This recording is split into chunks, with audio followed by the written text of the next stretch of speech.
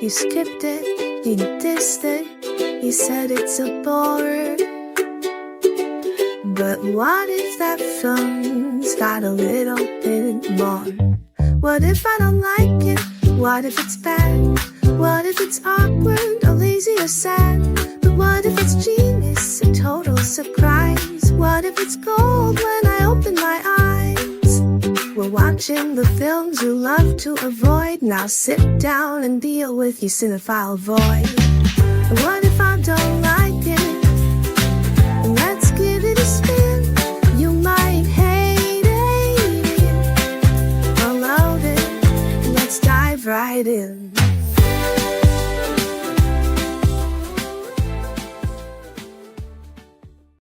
Welcome to episode 26 of What If I Don't Like It, or episode 2 of season 2. This is the show where we take guests and have them watch a movie that, although they have never ever seen, they think that they might not like. Even though somebody may have told them it's a good movie, they may believe that they might be wrong. They might have a pre-existing bias. You might not know why they've completely missed this movie.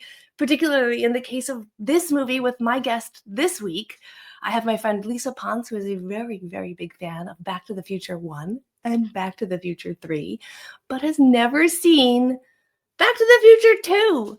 And you would have to ask yourself why and how, and that is what's going to be part of part 1. We're going to talk to Lisa and figure out how on earth did that happen. We'll also get to know a little bit about her and her as a viewer of films. So we'll kind of do a little interview at the beginning and dissect how this happened. Then we'll take a break and she'll have gone and watch the movie. And we'll come back and find out, after all this time of avoiding it, did she really like the movie? But of course, at the top, I've got to do a little bit of housekeeping and do some plugs and just remind you that next week on Movie Night Extravaganza, we will be talking about a film that is very much in the zeitgeist because it has just come out on Christmas Day, quite the Christmas movie.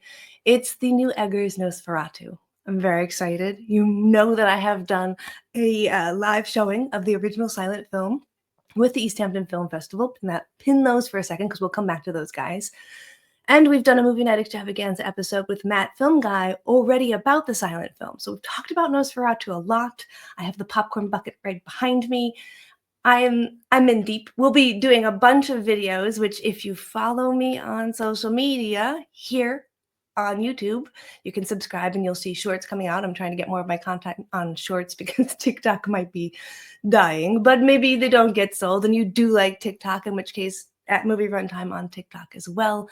I am not that on Instagram. I know it's a pain in the ass. I'm actually a little deadly creature, but if you put in at Movie Runtime, you will find me. And this whole week, we will be doing stuff with Movie Night Extravaganza and talking about that film. And then join us live. Talk to us live about it in the chats. It's going to be really fun. I'm very, very excited, as you can tell. In fact, I'm super excited about all of January with Movie Night Extravaganza because it features a lot of my friends that I have brought to the show. We'll be having Alexis Gentry of Trashwire come on to talk about a movie that she really loves, RRR. We're going to have Harry Marks come on and do Sweet Success. So much fun the first time. We had to have him right back as soon as possible. And then we're going to have Ravana meet Marta, and we're going to talk about Lost Highway. It's going to be such a fun month over there, so definitely subscribe to them as well. And you can see on my homepage that I have a playlist of those episodes as well, so you can check it very easily by going over there. Going back to the East Hampton Film Festival, it's going to be the 1st to the 4th of May, and unfortunately, the original deadline for submitting your films was today, the 1st of January. So you may have missed that, but don't worry. There is a late deadline. It's a little bit more expensive to submit late, but you can still do it. If you have a short film that's under 75 minutes long, you can submit it. If you have a documentary of any length, you can submit it. We are very excited to take a look at the submissions this year. It's been growing every single year. It's so exciting. I meet so many new people. The films are very fascinating. I really love shorts. It's a great way to highlight those kinds of filmmakers and get your shorts seen. So go to easthamptonfilmfestival.com. The submittal process is very easy. It's right there. You'll also see a link in my liner notes. And Without much further ado, let's get directly to 88 miles per hour and dive right in to this discussion. Welcome to the Cafe 80s, where it's always morning in America, even in the afternoon. Welcome to episode 26. So we are joined here in season 2. So it's 26, season 2, episode 2, by my friend Lisa, who is here to talk to us about something that the chats and people feel very intensely about. Welcome. Thank you. Um, I always want to say your last name, Ponce. Is that correct? That is correct. Yes. I know All right. 99% of the world with my last name, it would be Ponce, but you were correct. Okay, cool. I was like accenting you kind of missing on there. I know you because we play D&D together. Just to let the crowd, that people who are listening in know how I know Lisa. And I know that some people from our D&D group are probably going to listen to this. So hi, y'all. Hi, Sarah. Hi, Patrick. Hi, Noah. Hi, Scott. Hopefully they don't think any differently of me after learning about the massive gap in my cinematic history. It's more fascinating than I feel like it needs to be judgmental, because especially your gap isn't out of hatred. It's just out of like so much to talk to when we get there. But before we get there, I like to let the audience know a little bit about each person that we're talking to, just generally who they are as a person who interacts with movies. And so in season 2, instead of asking for your top 4 on Letterboxd, do you have a Letterboxd account? I don't.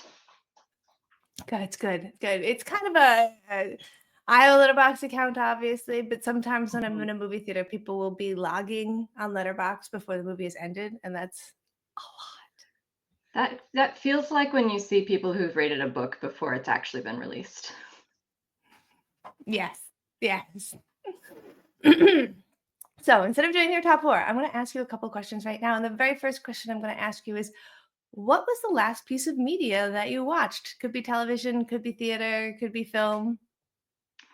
The last one that I watched was I was just clean. I don't know if this counts as watch, but I was just cleaning and I had Friends on as background noise.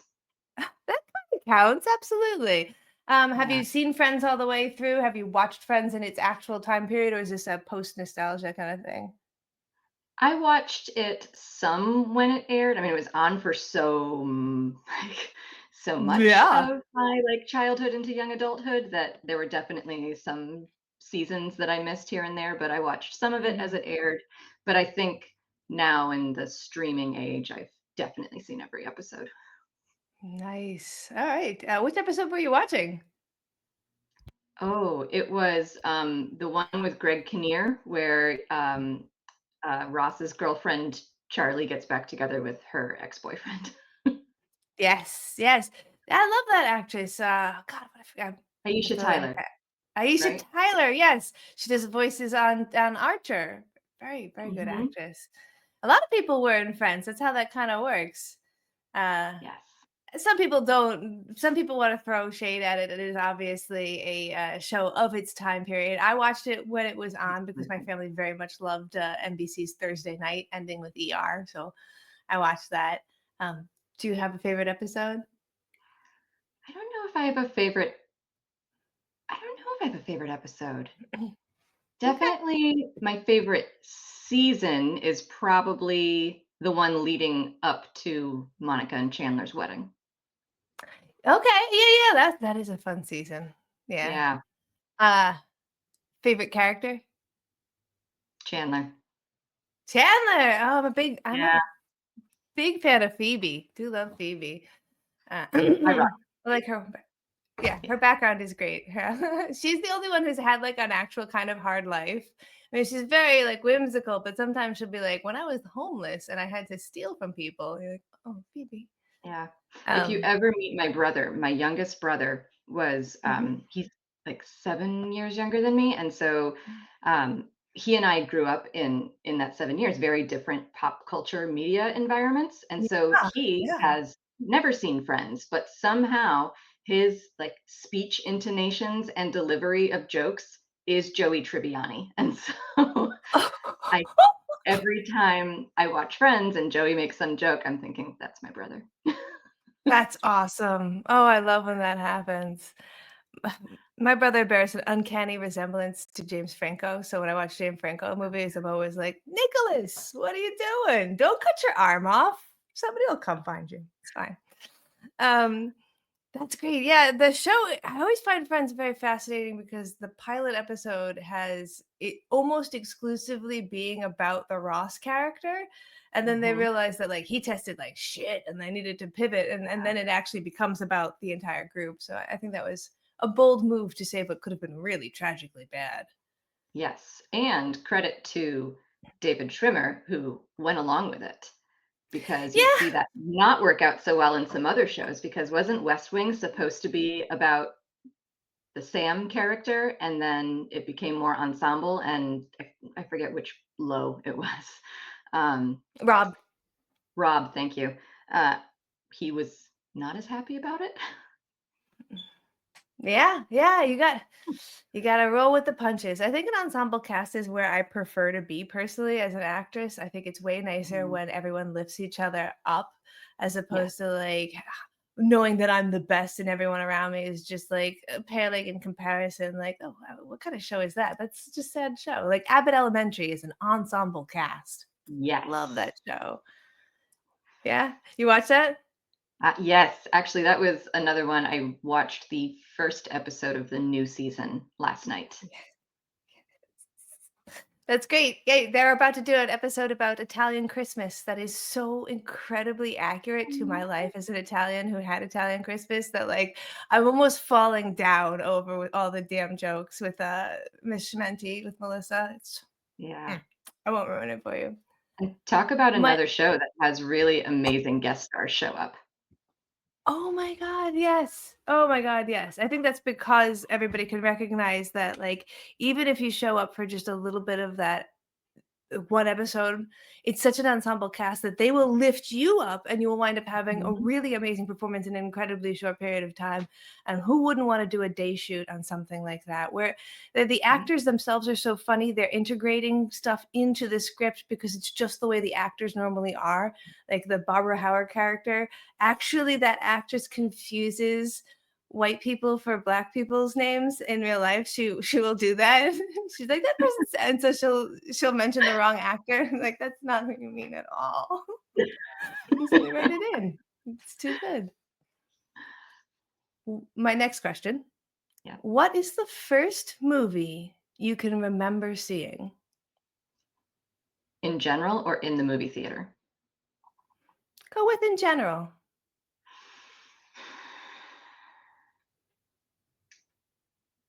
Star Wars: A New Hope. Ooh, wow, Mhm. yours is much better than mine. Mine is The Fox and the Hound, but yeah, let's talk about that. How who took you? What was going on? Was it at home? Yeah, that was at home. Interestingly, that was the first trilogy I watched out of order because my dad just had, Oh. my dad had the, like, 3 VHS tapes that he had purchased. Mhm. It was, like, one of the only, like, adult grown-up movie things we actually had on VHS was Star Wars, and so we watched A New Hope, and I loved it, but more specifically, five-year-old me loved Han Solo, Mm. and, so dad then did not show me Empire because he was afraid that my little heart would be broken by my beloved's fate. And so we skipped right to Jedi, and apparently five-year-old me had no questions about this, like, gap in the plot. Nope. Apparently I just rolled with it and loved Jedi just as much as I loved A New Hope, and then eventually did watch Empire, um, but was crushed at the fate of Han Solo at the end of that movie, and apparently was so distraught that he then had to let me watch Jedi in the same afternoon. That is hilarious. It almost speaks directly to what we are doing right now when people are confused beyond words that you would skip the middle of a trilogy, and yet literally the first thing you've ever done in cinema is skip the middle of a The trilogy. middle of the The most trilogy. iconic trilogy, actually. Yes, but I also see why my dad made the choice. See, this is what I'm saying. Like, once you start to peel this stuff apart, you can't really throw any judgment because it is beyond, let us use a great term, cromulent to have Mhm. done that to you as a kid. Yeah, skip that part in the middle. Absolutely. Yeah, It's too stressful. yeah. So when did you actually go back and see 2? Of How old were you roughly of Star Oh, Wars? it was in the same age range. Apparently, I just was constantly Okay. wanting to watch either A New Hope or Jedi, and so he went, "Alright, well, let's do Empire." And he probably should have waited a couple of Awesome. years. So are you a Star Wars fan as an adult as well? I am, though I will always and forever think that the original trilogy is the absolute best part of that universe. And I've Mhm. watched Mhm. the subsequent, um, films, but I have not dived into the various shows. Like, I haven't watched The Mm. Mandalorian um, or any of those. I've kept it to the film universe. There are so many. It is starting to MCU bifurcate where it becomes almost desensitizing. It's like if I'm seeing Mhm. too many lights and too much colors and too much sound, I just sit down and don't want to do anything. And I feel like when there's too much in a universe, I'm like, I can't do it all. It also I starts will. to get overwhelming when there's that much content that I haven't consumed yet at this point. It almost feels like when people tell me, "You would love Doctor Who," and I believe them, but the idea of at this point starting Doctor Who is so intimidating that I haven't done It it. really, it really, really, really is. I'm a Doctor Who fan, but I have had to take time out and come back in and take time. My sibling, my sister Kristen, they have watched, they adore since 13 on though. They didn't go back because that's way too, and Mm, it's not really that. It's not really that good. You don't make homework out of it. right. I stood for the David Tennant seasons because I think he's really hot, and then when they changed him to somebody else, I was like. And then moved on for like 2 years. So, yeah. Okay, okay. Yeah, that's I will say Andor is pretty good, but I agree that it's a universe I don't wanna get so involved into that full extent just because I get overwhelmed by that. Mhm. My next question for you, what is a movie that you think you have seen the most times? The Princess Bride. Oh, great answer. Yeah. What was the first time you saw it? Oh gosh, probably around the first time I saw the Star Wars trilogy. It's good, yeah. Yeah, that was Eh, definitely elementary school, and, I've definitely seen it the most times, and if you had asked me what's my favorite movie, that would have been my answer. very good, yeah. If you could give a number to how many times you think you've seen it, how many? Rough. Oh gosh, we're probably closing in on 100. I have no idea. Yeah, I mean, as a fencer, there was a point in my life where, like, it was mandatorily watched once a year at least, so you're Oh, like, "How sure. many years am I?" And then, like, "Okay, well, I watched it more than that willingly as well." Yeah, saying somewhere in between that, like, 100 is not insane with a movie that you've liked since you were, like, 5. Yeah, and, um, I'm crushed. I'm gonna be on a work trip, and I won't be able to go to this, but, the Oh. Hartford Symphony Orchestra in May is, doing a thing where the orchestra is going to play the score of Princess Bride under the film, so you can go watch the film with live orchestration. Oh, that's cool. If I'm gonna find that and I'll put it in the link notes so people who are interested can go take a look at that. If you're near there, definitely recommend going to do that. That sounds wonderful. Do you have a favorite scene from The Princess Bride?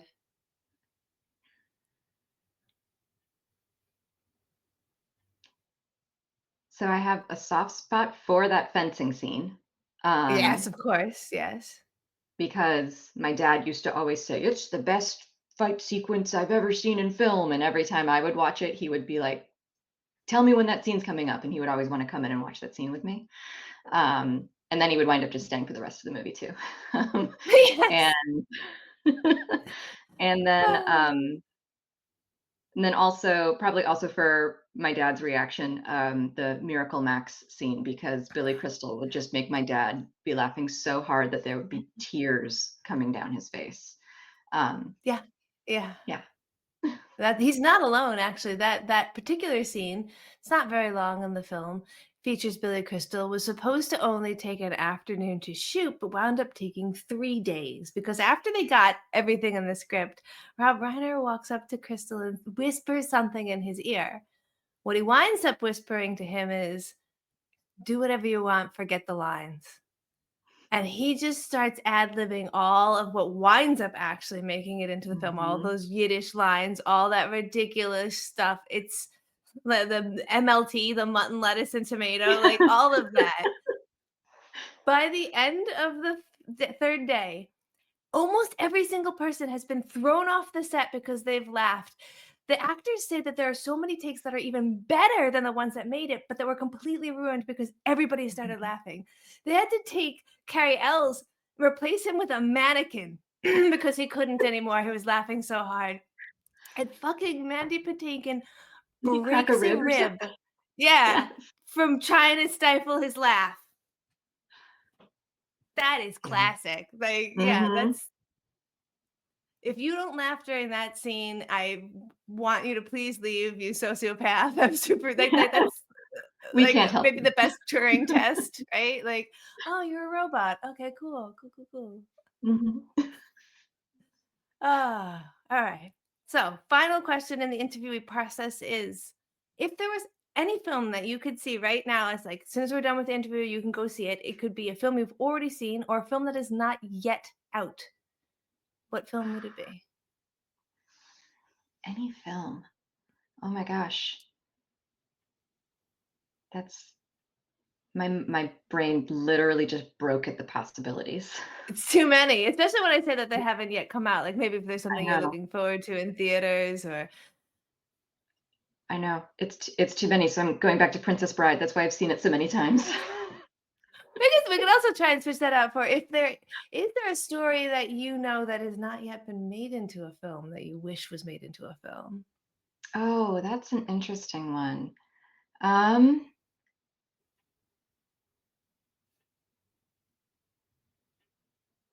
hmm. So my friend Patrick, who's also in our D&D group, he and I have Yeah. this soft spot for this. People are going to think I'm only into time travel stuff, but this time travel series of books of like imagining what would happen if the island of Nantucket in the 1990s suddenly, like, they woke up and found themselves in the Bronze Age. How would these people survive? And I could see Huh, that being an interesting, if not film, but like, I don't know, TV series, series some or something.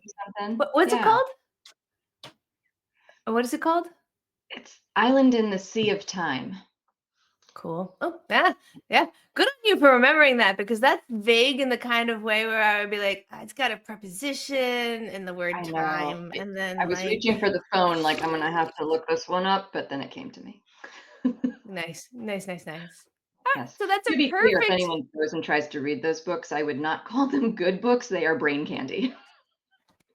Hey, hey, not everything has to be, homework or feel like you're eating your vegetables. Like entertainment is what you want to consume. I feel like And that's this most of what we've talked about with my preferences so far because we've talked about The Princess Bride, we've talked about bad time travel books, and we've talked about Friends. well, if is there what do you think is the most, impressive film that you stan? Ooh, so there's, this French film, from, like, was it the '50s? Diabolique. It's got such a great Ooh, twist at the end. okay, I've I never don't seen it or heard of it yet. Tell me what's the plot? it's a murder mystery, and I'm gonna leave it there. Oh, okay. Any famous stars? Any famous anything? Just They're French French movie? from the '50s, so I don't know. Okay. Hold on, Alright, I can look alright, it up. alright. Okay. Um, That's a great so yeah, that recommendation. I'm gonna and, see it. the other one that I used to pull out for people when I was in college when I wanted to, appear really cultured was I had, the Charlie Chaplin film City Lights on DVD, and that's still Yeah. my favorite Chaplin film, Alright. and, and I remember making a bunch of people watch it and then saying like, "Oh, I feel like some of these jokes are kinda cliché." I'm like, "Yeah, who started it? Who It came has up to with this for start the first time?" Yes. Yeah, Alfred Hitchcock made a movie in the 70s called Frenzy, and he got accused of like, oh, it's just so cliched. And he's like, I'm I'm ripping myself off. I can't be cliched. I'm the one who did it first. I'm It's still my doing it. cliche. I'm allowed to still do. So yeah, it's really hard. I can absolutely see what you're saying. Oh, okay. So talking about time travel, Yeah. we have a really interesting situation where you really like Back to the Future 3, right? I love parts 1 and part 3 Okay. in probably equal measure. Why have you not seen part 2? We didn't have them when I was growing up. We had VHS tapes of part 1 and 3, um, but they weren't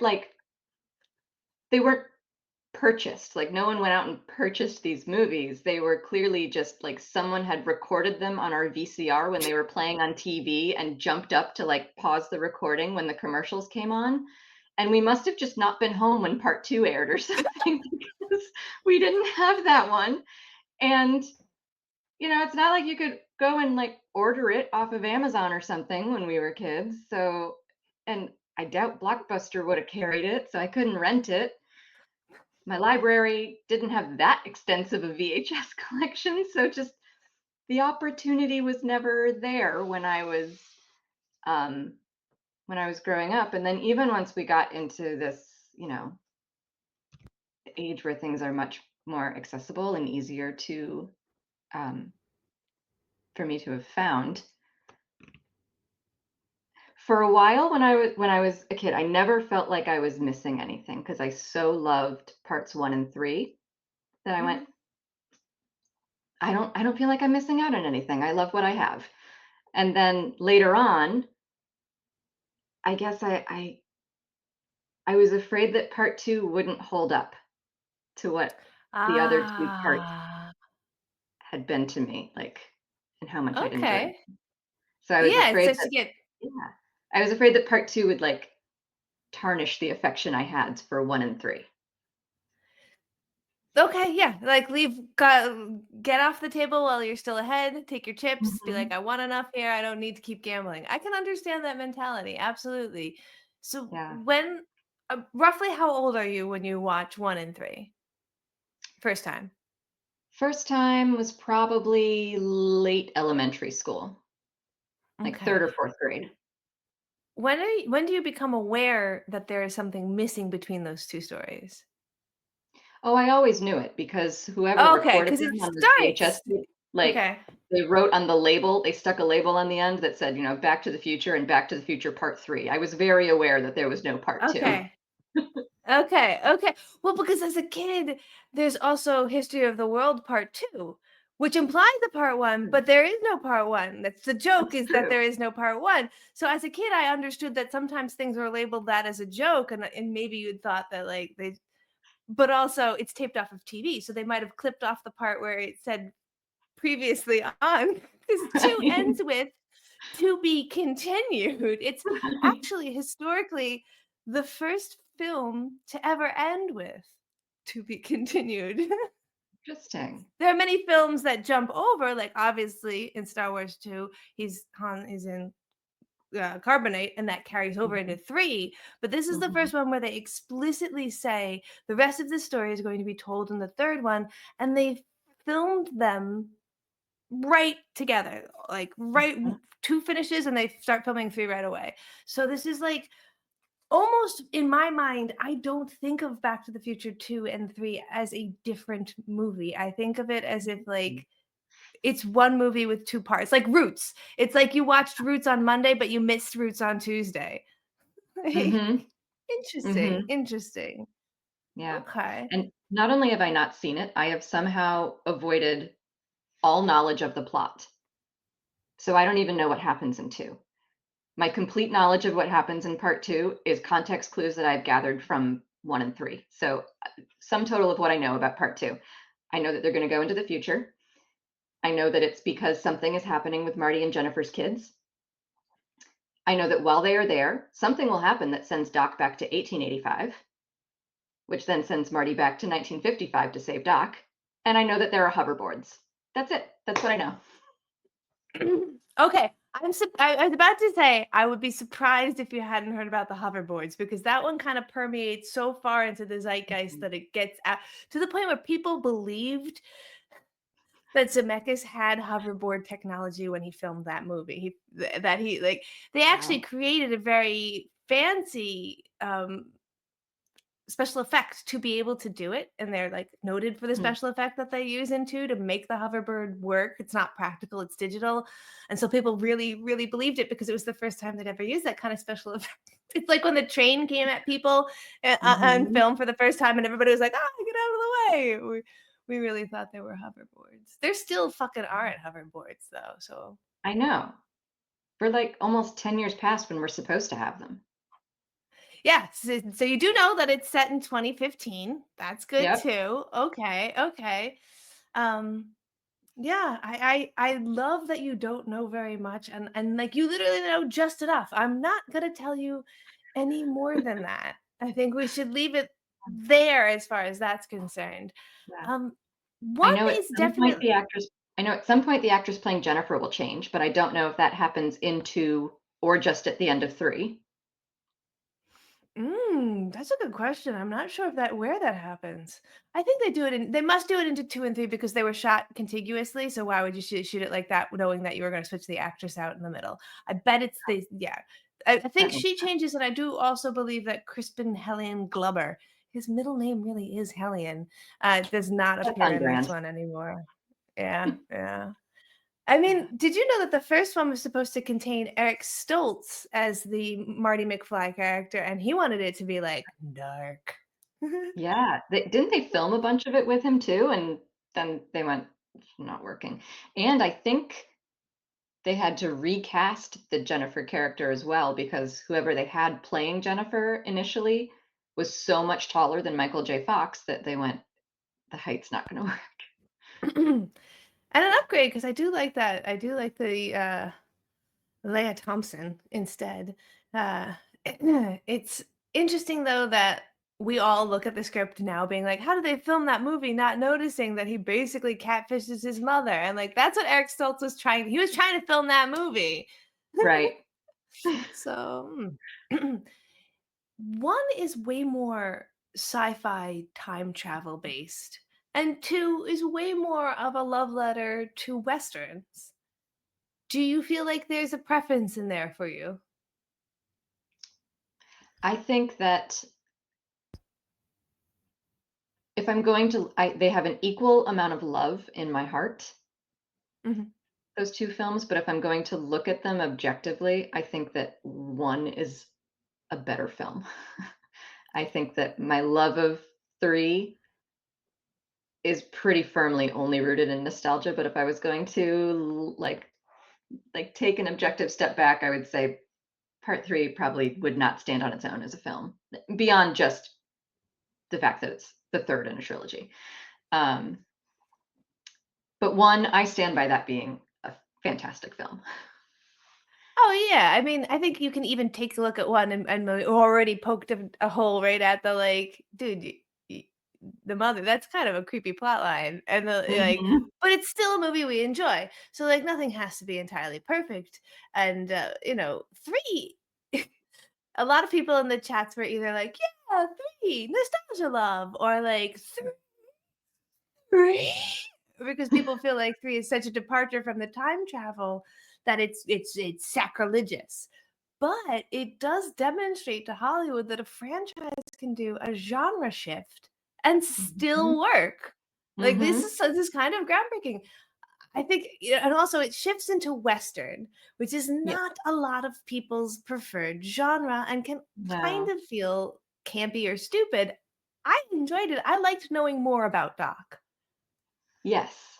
And, it's probably the only Western film that I would actively enjoy. It's generally not my genre, but I think some of it is also that it's a very tongue-in-cheek take on the genre. Yes, Um, yes, of course. you know, nothing about Yeah. those films are taking themselves too seriously. So I have a fun bit of trivia about part 3 for you. Oh, So yeah? part 3 was filmed early '90s, I think, Mhm. and they tried to see if they could get Ronald Reagan to play the mayor of the 1880s version of Hill Valley because it would have been a callback to the first movie when 1955 Doc is so incredulous that the actor Ronald Reagan would ever be president. Yeah, yeah. Actually, I was watching the Ted Lasso yesterday where they do that line. They're standing on the side of the pitch, and Brendan, I can't remember his last name, is saying to the Ted Lasso character, "The actor." He does his impersonation of that. Ronald Reagan, the actor. Like, yeah, that line is good, good. And this film does a lot of those Easter eggs go through all Mhm. three of the films. So even when you watch two, knowing one and three so well, you will find yourself rewarded by stuff like, "Oh," and Yeah. it's extra hilarious because 2 is really a commentary on 80s Reaganism and greed. Oh, So, like, interesting. I'm not Okay. surprised that he was not available for 3, because 3 is kind of No. about, like, Marty growing up and learning responsibility and, like, Mhm. becoming a whole character and being a mensch, and 2 is the darkest of the 3. Okay. Will say that, but it's still Back to the Future, so we're talking about, like, a little dark. Yeah.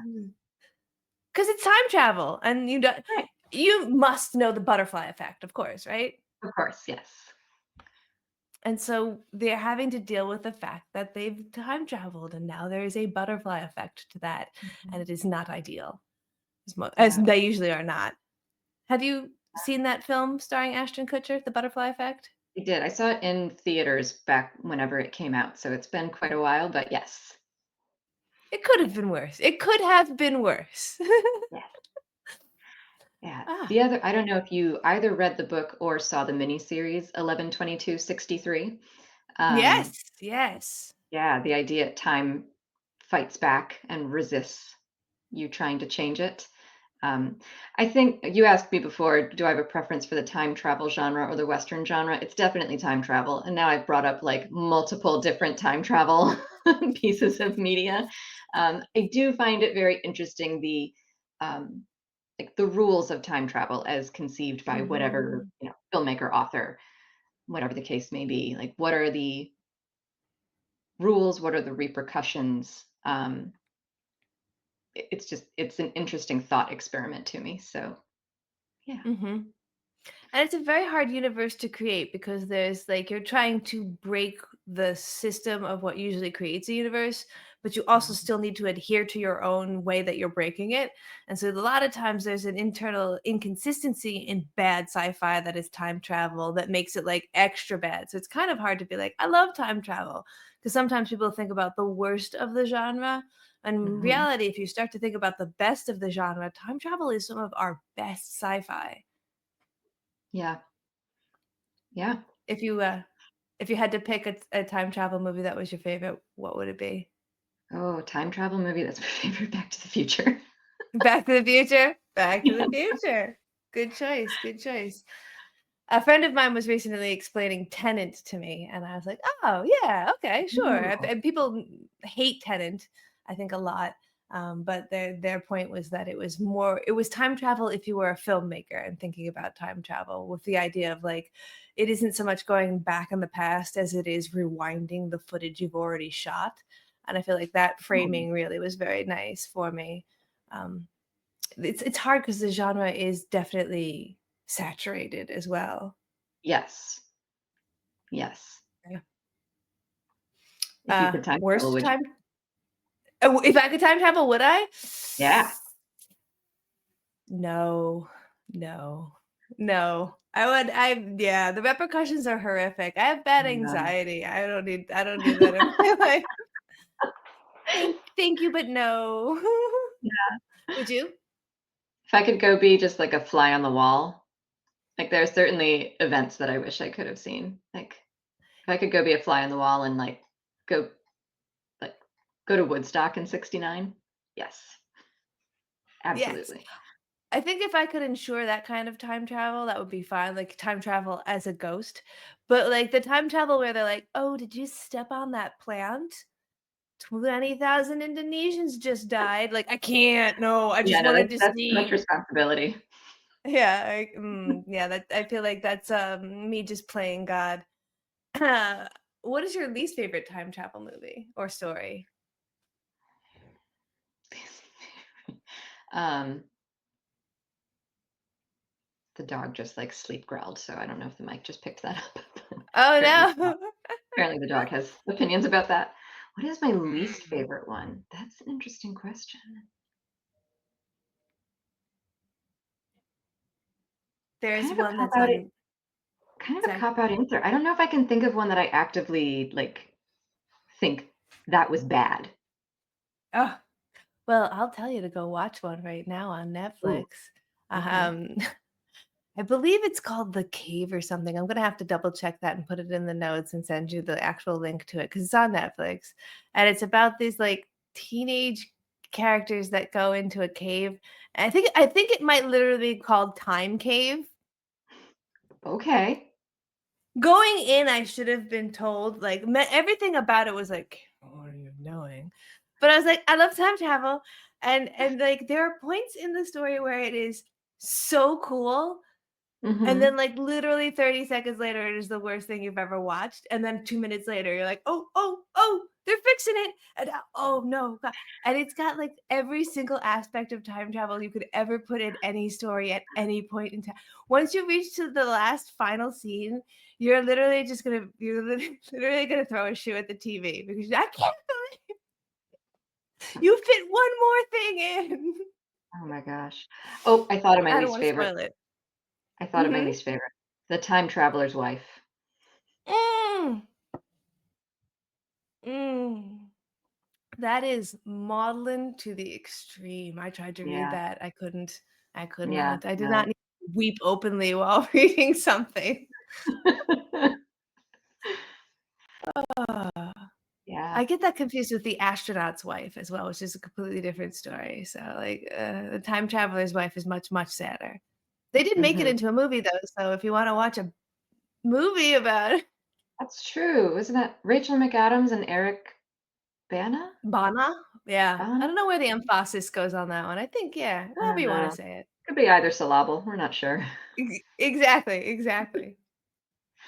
So, as we are sending you off to watch this movie, the questions I usually ask towards the back end are, is there something about this movie that you are anxious may happen or be part of it? Like, for example, sometimes I'm anxious that a movie will be like too much for kids and I'm too old to watch it, or I'm worried that it'll have a scene of like violence towards dogs or cats, and I'm bad with that. Yeah. I was thinking earlier today as I was realizing the time had come and I was going to watch part 2. I realized, this is a departure from the other 2 in that it is completely speculative because at least with parts 1 and 3, they're going back in time. So even though you're imagining what are the characters going to do in this situation they found themselves in, the basic mechanics of the time is known, right? Like what Mhm. technology was available, what were the like social Mhm. customs, what were the, forms of dress, et cetera, et cetera. Whereas in this case, we're going completely into speculation. And so I'm curious about what did late 80s, early 90s imagine 2015 to be. Um, I'm curious and I will admit slightly apprehensive. I hope it doesn't veer into like campy or laughable or like I want part 2 to hold up to what the Mhm. other 2 have been. I think that if you can still watch part 3 and enjoy it as an adult, you'll be fine with part 2. Okay. And I love part 3, but part 3 is a little campy to the part where I start to feel like, maybe Absolutely. this is for kids." But then it's Western, it's very heartwarming. It's got a Mhm. romance aspect to it, and that is Yeah. forefront. So, like, okay. But 2, it's a little darker. And it's also retrofuturism, which is super hard Mhm. because they were trying to predict what the future would be like, and you're watching a past prediction of a future that has already happened for you. So it is also Yeah. deeply our past. Yeah. And it's interesting in those scenarios when, sometimes you're like, "Oh, that they were actually pretty close on that." Then there'll be other things I'm sure where I'm gonna go, "Oop, nope, not that." Sort of, so speaking of another, this isn't time travel, so to speak, but there is a series of short stories called the Gilda stories. And Mhm. it's often, you can read just one chapter at a time as a short story, or you can read all of them as a Oh. novel. But it centers this vampire named Gilda, who was an escaped slave in the 1800s, who encounters and is embraced by a couple of benevolent lesbian vampires. And so these short stories take her into, like, they jump ahead every couple of decades. And the last one takes place, I think, in like 2050 or something. But it was written in the early 90s. And some things in it are like eerily close. Like there's what could easily be considered a Zoom call or FaceTime that they're imagining in that book. Um, So yeah, I'm curious if there'll be anything like that with part 2. Is there anything that's gonna make me go, "Oh, that's interestingly close to what actually was?" Yes, yes, including one thing that is eerily accurate and unbelievable. They could not have known. One thing that is as close to the Akira situation. Have you seen the film Akira? Mm-mm, I have Uh, not. in Akira, they predict that in 2020, the Olympics will be held in Tokyo. And this is in 1988. Ooh. And they were. And this is also, they also, it doesn't happen because of a horrible world event. So it's like, oh, shit. Oh, Mhm. what did Akira predict? But there Yeah, is something very specific in this movie that they almost got exactly right. okay, okay. So it's that. Okay. Um, is there anything that I guess you're looking forward to that, something like that, Yeah, right? yeah, Yeah. yeah. And then That is there's, so tropes rewarding. that certainly come up in parts 1 and 3 that I hope they revive just for consistency's sake. Like, I hope the Mhm. DeLorean doesn't work at some really inopportune moment. I hope that at some point, Doc has made this incredible replica of whatever cityscape they need to like do something in, and he at first will apologize for the crudity of his model. um, Yes, yes. yeah, It 2 rewards you with a lot more special effects. They did a lot more cutting edge special effects, whereas 3 was almost exclusively practical. So you do get hmm, a lot of what was the charm in 1 and a lot of the like antics between the 2 of them as well. Yeah, that's yeah, I think we'll have some fun with this one. okay. Any final thoughts before we wrap this up and send you off to go watch finally after what? Decades, 2 decades? Can't be more than 27, so That's exactly how old I am. How did you know? because I myself am 26, so Of course. of course. Um, any final thoughts? I'm curious what they will do in terms of continuing the McFly family generations, because of course we got a couple of generations in part 1, and then there are McFly ancestors in part 3. Mhm. Biff too, there's Biff ancestor in part 3, so I'm curious how Mhm. those families will continue to expand in part 2. Yes. They definitely iterate that back out of the way where Biff is still the villain, and, Mhm. adult Biff's going forward and Biff's going backwards. So yeah, that is it's amazing how this franchise kind of introduces that to Hollywood. Like it's not as weighty as Star Wars, but it's like, hey, you can Yeah. have a comedy, you can have a lighthearted family affair, and you can do it over multiple franchise, like multiple movies. People will continue to come back and experience these characters in different wacky situations. Normally, this felt like Yeah. it would more be like a TV thing than a movie. So especially because Yeah. this year, 2024 was the first year in cinematic history where the top 10 grossing films are all sequels. Interesting. Also not surprising, actually. I do feel like every thing that's like in theaters right now is, if not a sequel, then an extension of a universe of some kind. Yeah, we got a lot of remakes. Now we've got a lot of sequels. So it's curious. And I wonder how much people will start to lean back on the framework of this particular set of movies we are about to watch. Yeah, kind of like back in the 80s when bad meant good. Who was president back then? Ronald Reagan. Ronald Reagan? The actor? Oh, man. I love when you do Doc Brown. You walk me right into that. Welcome back to part 2. We have now both seen Back to the Future 2. I am so excited about this. Let's talk about this. I saw it today. I got it off of Plex, although I do know that it's on like Tubi and Hulu if you have live TV. How did you see it? I rented it from Apple TV. Nice. Yes, that is also an option. It's like $3.99. Yeah, exactly. Only 90 minutes too, so not a huge I was investment. gonna say, like, tight runtime. We don't get movies with this tighter runtime anymore. That's what I gotta say. Sometimes people will pick a movie like, oh, we'll do There Will Be Blood. And you're like, okay, we'll strap in. And then other people will be like, oh, no, Ice Pirates. And I'm like, it's barely an hour.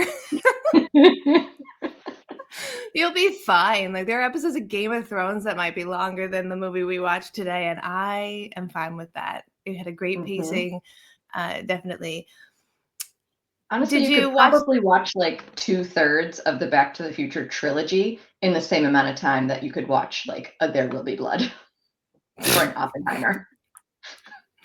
I am positive that you can watch all 3 and still have time left over if you were comparing it to The Irishman. That's probably not even an exaggeration. No, I am definitely sure that there's like some sort of Ingmar Bergman movie or some sort of experimental German film that's like, oh yes, it is 8 hours long. Why? It is only 2 Back to the Future trilogies. But yeah, shorter than if you watched all of your Lord of the Rings trilogy. Speaking of trilogies. And so did you watch it on an afternoon? Did you watch it on an evening? Did you watch it by yourself? I was by myself and I watched it after work, finished the work day, walked the dog, had some dinner, settled in for some Back to the Future goodness. Right. My very first question would be, so it literally starts seconds after one ends. Mm-hmm. How do you feel about the way that it kind of feels like, well, you have this transitionary period where you don't know what has happened, but you kind of do know what has happened? Like, How did it feel to suddenly step in and be like, oh, I've always been aware, but now I'm being told? Yeah. So the first thing I noticed was obviously they had to recreate the last couple of minutes of part 1 / first couple of minutes of part 2, like frame by frame, because they had to recast Jennifer. And I realized just how many times I've probably seen part 1 because I was picking up where their inflections and how they were saying things was slightly different. That's wow, girl, wow. Okay. I will say there were some things that were clarifying where I was like, oh, that's what that was referring to. Okay. In other parts, like at the end, for example, I was sitting there thinking, hold on, like, how does Marty know where Doc wound up after the lightning strike? And I know he got a note, but how did Doc send him a note? And then I was like, oh my God, Western Union, of course. And then Possibly there were the other greatest things. plug ever for Western Union. There were so many. I forgot how heavy product placement was in films at that time, because of course there was like Pepsi and the cafe scene and like the self-lacing Nikes and all that. Yeah. But which do become an actual item. In 2016, Nike makes those shoes. Not like they predicted it. They actually made it as like a tribute to the movie. But they were self-lacing shoes. Ah, see, if I'd seen part 2, I would have made sure at the time to have gotten myself a pair of those, but I was unaware. No, and I think what's funny is that at the time a lot of people were making fun of the decision to make self-lacing shoes, but it actually falls under that category of like as seen on TV products where you see an as seen on TV product and it seems stupid, but it's actually a product that is for handicapped people that couldn't get made in mass production, but they convinced them that it's like people will want it. And so that's the way that this product that people with a disability need to be made gets made and marketed. Like the thing that helps you crack an egg open, you're like, who need if you had one egg, one hand, you probably. So self-lacing shoes from Nike wound up being really helpful for a lot of people, but not for really fans of this movie, specifically fans of this movie. That's interesting. I did not know that, but it makes complete sense now that you're saying it. They did also make the shoes that Ripley wears in Alien, which are a pair of Nikes in the future as well. They were so expensive, even though I was aware that they were being made and I coveted them very much.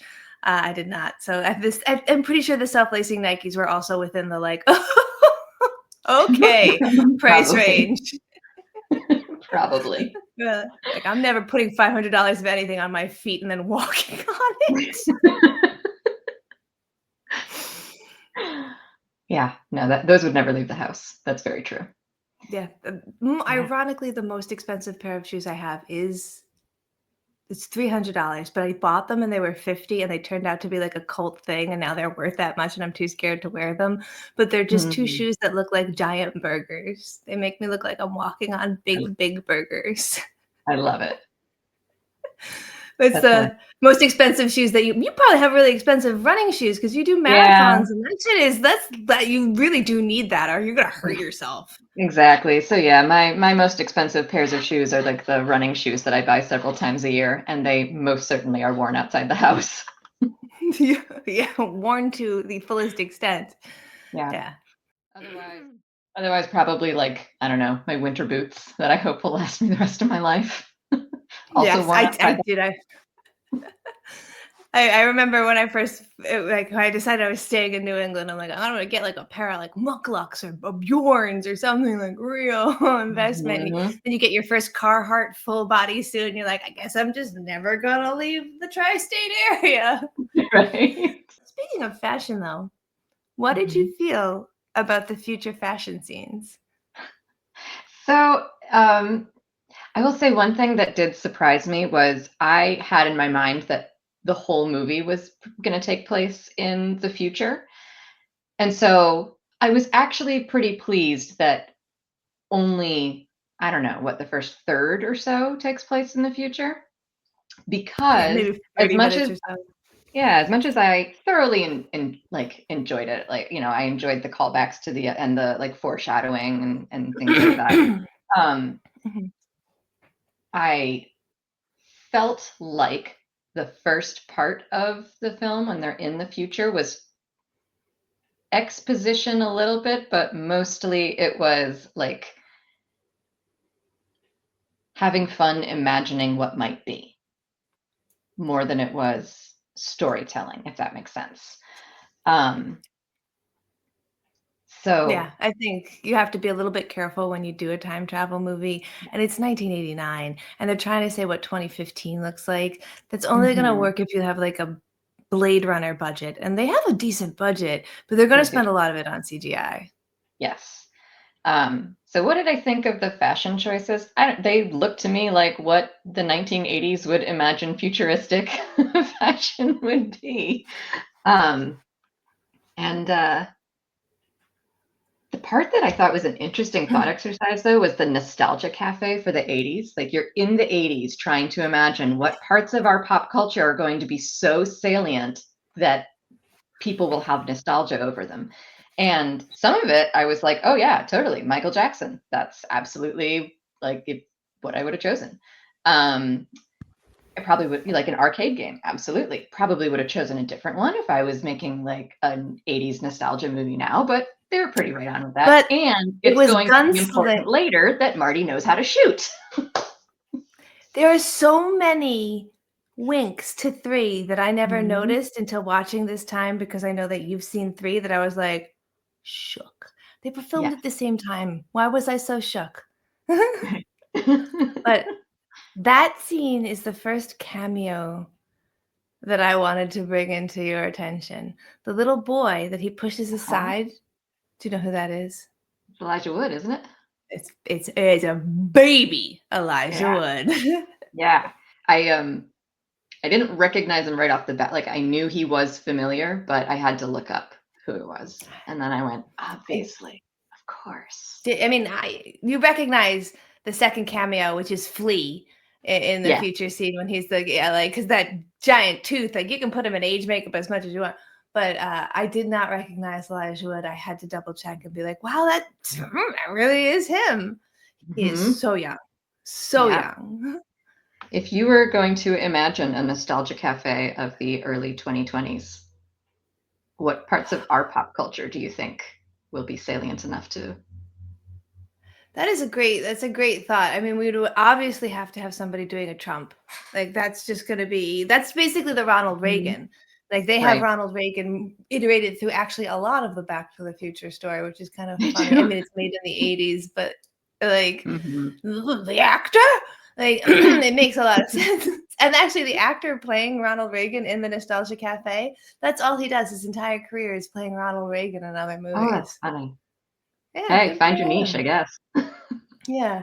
I would think that we'd also need to have like a Kim Kardashian or some sort of like very famous for nothing person, maybe Paris Hilton. I don't know. Mm. What do you think would need to be there? Well, the music playing would probably be Taylor Swift. She's Undoubtedly Taylor Swift, yes. Yeah, she's kind of everywhere.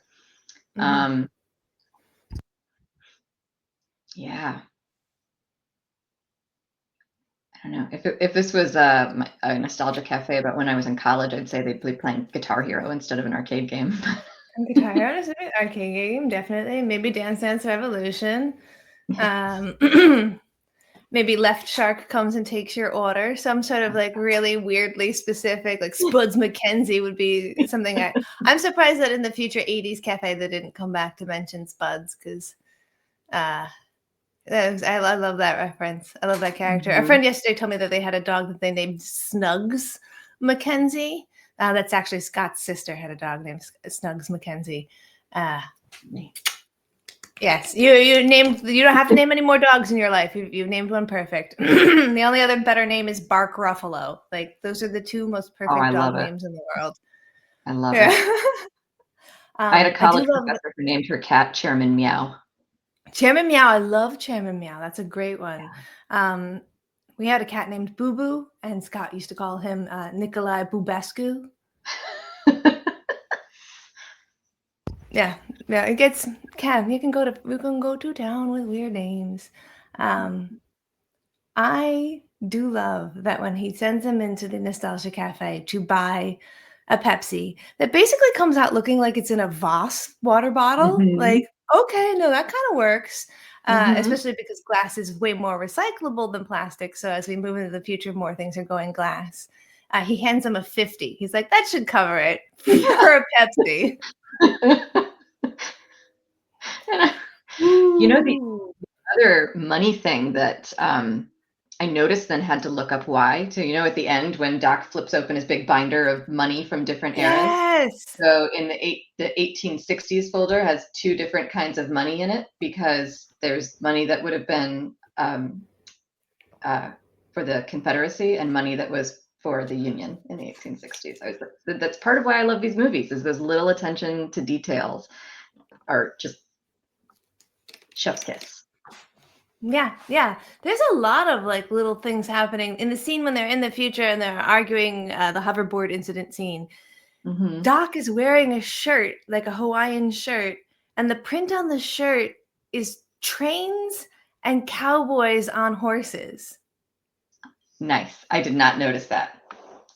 I think the only reason I noticed it for the first time in my life is because we just bought a 65-inch 4K Ultra. I feel like I can see inside people's nostrils. I feel like I could tell you what they had at Crafty before they started shooting. Yeah. And then Yeah. the other one that I noticed that made me giggle was the when they're back in like alternate 1985 and realizing Yeah. how awful everything is. And there's Mhm. a newspaper that they hold up. And I forget I think it's the newspaper about Doc getting committed. But the Mhm. other headline is Nixon elected to fifth term. And like they to do all those scenes where they look at the newspapers and there's any kind of text, that is done with composite handwriting. So they like hand placed all the titles and they were like compositing them out. This film is actually sets a lot of standards for beginning types of technology, including CGI, specifically like when you're trying to CGI something in and something out. Which Mhm. is so amazing that they went to town with all of this stuff, making the hoverboards. Obviously, the hoverboard incident where that was so believable that people demanded that they sell them because they knew that they were real. I'm disappointed in America. Those are I people on know. wires. You had not yet seen Crouching Tiger, Hidden Dragon, I guess, but those are humans on wires. And bless. And like, and to in fairness to the of the American population, Mattel went to full production with the entire item, like the casing and everything, expecting that by the time the movie was done, they'd have figured it out. That's confidence. So there was That's an supposed to be like a um, release with the movie, and they just never did it because obviously, like we still haven't done it. That'd be ridiculous. right. That we've sold something and called it a hoverboard. Eh. I do also love the like there's almost like Buster Keaton Looney Tunes level to these movies, the way that things work, where Mhm. like the bad guy always gets covered in manure, and like you don't Yeah. care that in that scene with the hoverboard, not only does the Jeep show up out of nowhere for him to like grab on, and you're like, okay, I can kind of believe that he grabbed in the back of that vehicle that he grabs onto, there's like a rope for water skiing, like a Yes. water ski tire. What are the Yeah. chances of that? I mean, it's cool as Marty's shit, but also what? Marty's just really lucky whenever he has to escape a bully. Yes. He's so incredibly lucky, but the way he gets hoisted by his own petard is simply because like his kryptonite is that someone calls him a fucking chicken, and he just Yeah. can't. He just can't. He just Yeah. can't do it. Sorry. Yeah. Which this was, I think, a character flaw that they really leaned into in this one. But the personality traits of Marty not being able to let something go, even when he knows he should, were there in part one. So they just made it much more explicit that it's being called a chicken in part two, which Yeah. then of course comes up again in part three. But yeah. Yeah. It kind of is a little disappointing because it feels like it does get boiled down to literally just if you want him to do anything that he's not supposed to do, you can just call him a chicken. And you're like, Mhm. and they just like pick at that over and over and over again. So it does really become more cartoonified, which is a Yeah. little disappointing because I feel like both 2 and 3 take these amazing characters and we get to like spend more time with them. And I really Yeah. enjoy that. Yeah. Me too. Um, I have to say, I do wonder if they planned on having the Jennifer character go into the future, or if like had they always planned on this being a trilogy, or had they made part one and then when they realized they were going to make additional parts, they were like, oh, damn it, now we got to do something with her. Because she didn't really serve a purpose other than being forced to sleep and hiding in a closet. But they also needed a way to get both Marty and Doc away from the DeLorean so that Biff can do what Biff does.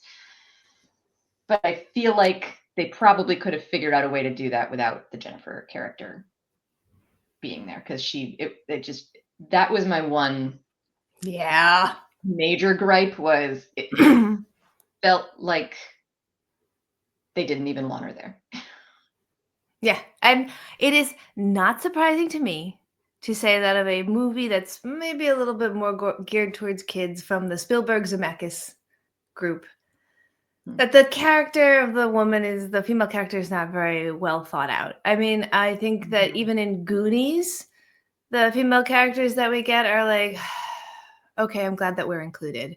And that's kind of how this feels, because if they don't take Jennifer with them, the only female character we would have are the Fergalicious cops in the future. What the fuck was that?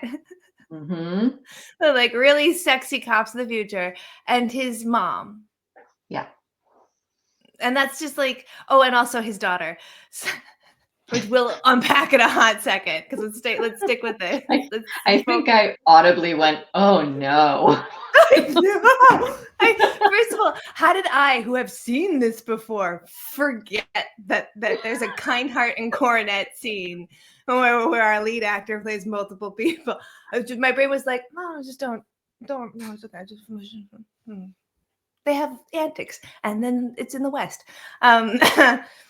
Is that the inclusion of the female character either needed to be better or not at all? I would have actually been happier to not have had her included, because I feel like the ways that she was included were belittling and offensive. First of all, Biff sees himself from the past, and there's no time conundrum. He doesn't freak out. And I get that he's so stupid he doesn't even realize who it is. But like, multiple men interact with a version of themselves that would cause a time paradox, and they're kind of like, okay. The one woman who does immediately faints, and she just spends the whole movie unconscious. They put her in the garbage. Then they put her on the porch in a neighborhood where he's like, why are there bars on? They like, in a really bad neighborhood, they leave her unconscious on the porch, and we're just like, I'm super glad that nothing happened to her.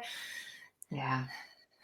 And so that's revisionist for us to look back and watch it that way. But also, in a bad neighborhood in the 80s, that was still what you would expect to have happen to a woman left alone. And it's like, she's more of a burden and a pain in the ass.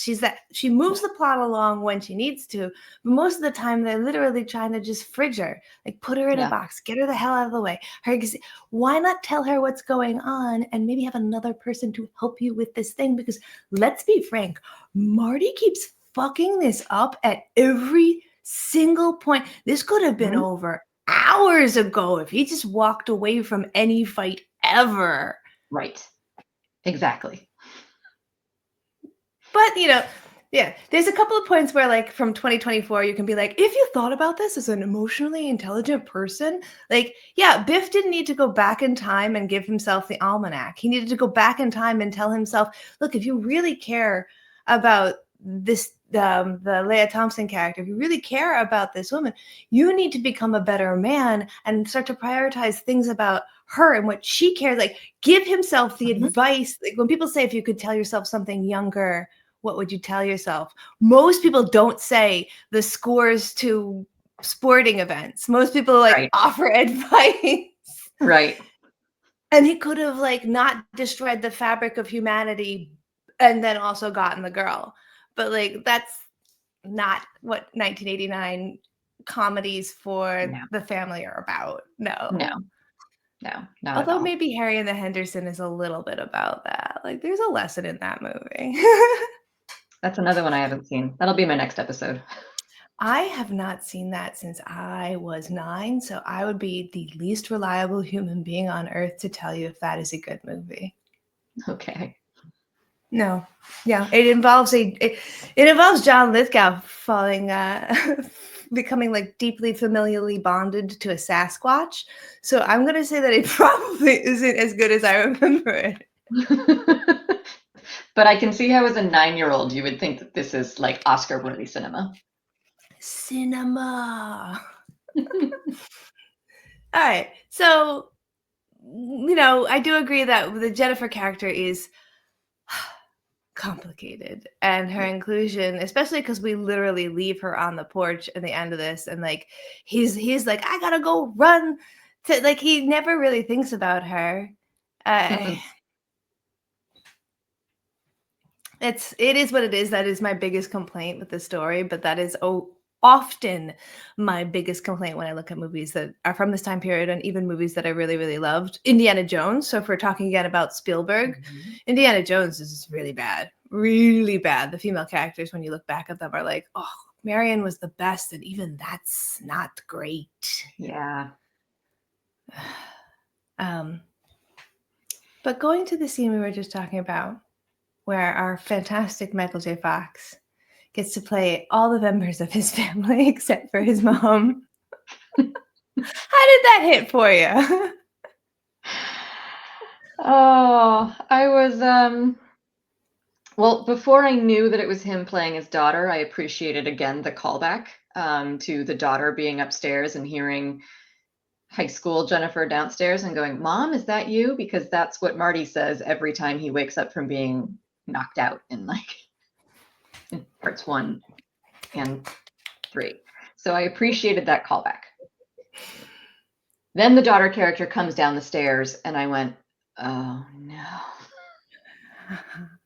Because you were expecting it to be like a Taylor Leone playing a younger version, or some I'm not Taylor, Leah Thompson playing a younger version, something.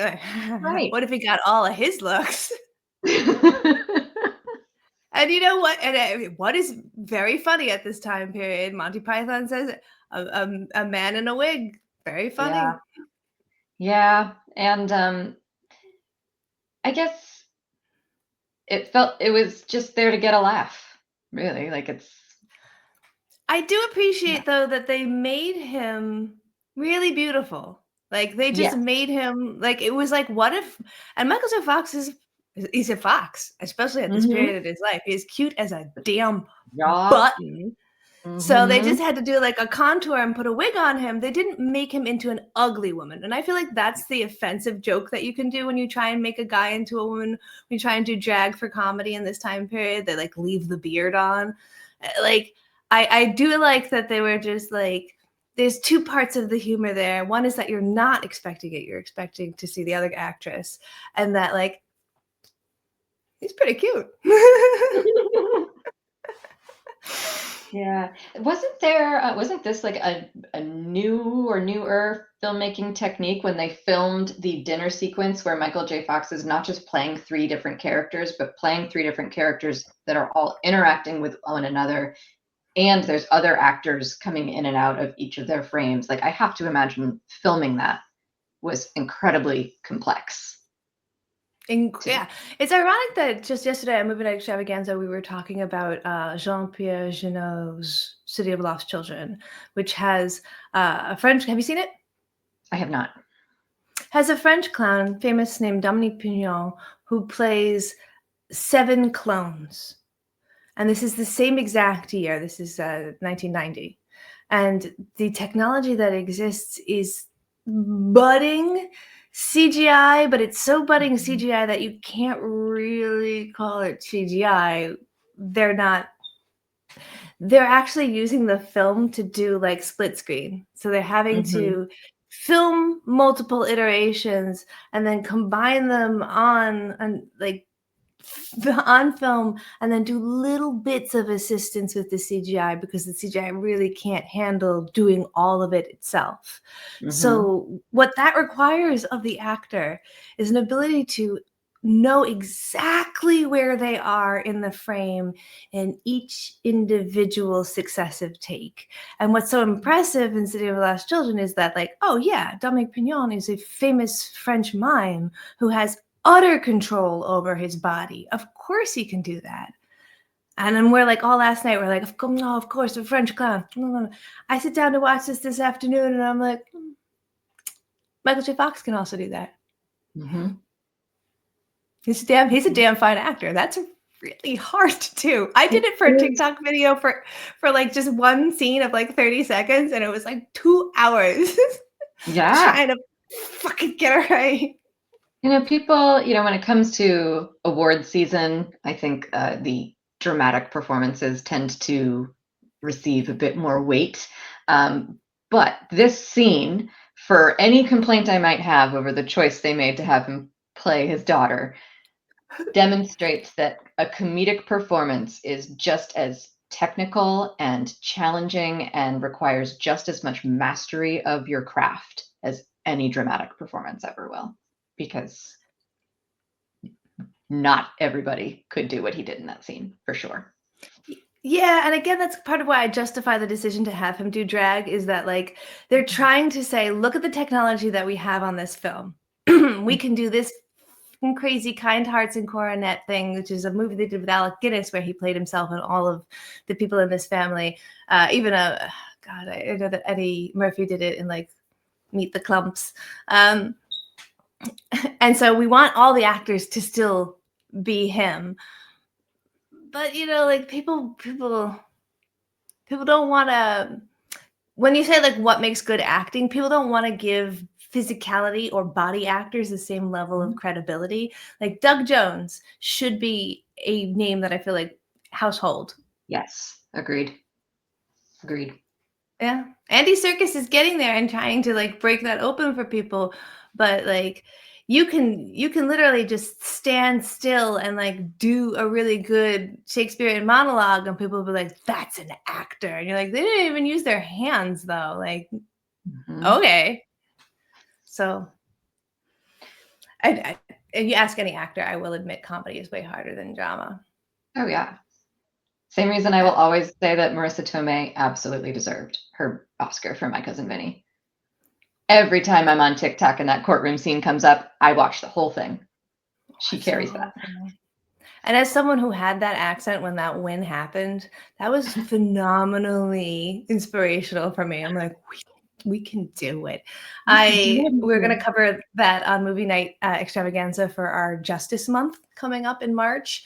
I'm so happy we're covering that movie. Very also, exciting. from what I understand from people I know who are trial attorneys, like despite the sometimes ridiculous scenarios, like procedurally, my understanding is that it's also a very, like, if not realistic, like accurate to what might happen if those were actually your witnesses. A court procedural, that's great. Oh, that pleases me, you know, because like that's the thing, is a movie like this could feel really silly, like My Cousin Vinny or Back to the Future. It could feel really stuck in the period of time in which it is, which is ironic that this movie would have time issues. But because they take the time to do the research and do the tech and spend the effort, it winds up really working out and not being campy and not being like difficult to watch. There are a couple scenes that feel a little cringe, and for me, those are mostly the Leah Thompson character scenes. I don't know what's going on with the decision in her vocal performance to be so fluty and high pitched, and like it's a decision. At least she made it and she was consistent about it. I just found it to be annoying. Yeah. Is that in the first one? I don't remember that from the first one as well, but I haven't watched that one recently. Not as much, I don't think. Yeah. Weird. Not as much. Weird. Yeah. And you know, and also when you're doing a scene like this and you have the composite actors, if they're not good at doing it, it can take multiple days, and that's just going to cost so much unnecessary fucking money. It's amazing how comedies can have incredibly bloated budgets when they have like mediocre people starring in them. Like if you look at the Kevin James movies, there's no technicality, there's no reason they should cost as much as they do, but they will spend like a week filming 5 minutes of something because Kevin James, and this is someone who's been on a set that has this happen, won't come out of his, he doesn't feel like it. It's not really jamming with it, whatever. And we'll just wait. And then when he comes out, it takes 17 takes to get it. Like, fuck that. This is too much money. Man. I hope I never get to a point in my life where I'm that dismissive of everyone else around me. You'll just let 2,000 people wait. They'll wait until I'm feeling it. And then when I come out, I'll do a shite job too. Yeah. Whatever. What was your favorite scene? What was my favorite scene? Probably when they were back at the dance in 1955, because it was at once a scene that was new to me and one that I was so familiar with. And I loved that they were able to recreate a scene that already existed, but quite literally from different perspectives. Yeah, from different, a different, in this case, character perspective, because it's a new version of Marty who's there, but also different camera angles that you were seeing things from. Yeah, that was another one. And again, even then, the little details, like you see the singer, running off stage to go call his cousin Marvin Berry about this new sound that he's hearing. And, of course, that is like a joke that they make in this first movie. You see him calling his cousin. And so I love that again, those little attention pieces where they're paying attention to detail. And they're homaging the fans. They're saying, we remember that you love that. We remember that you love that. But they're not doing it in a way where it's like, hey, we remember that you love that. So we're referencing it again. We don't have anything new to offer you. So, hey, do you remember that you love that?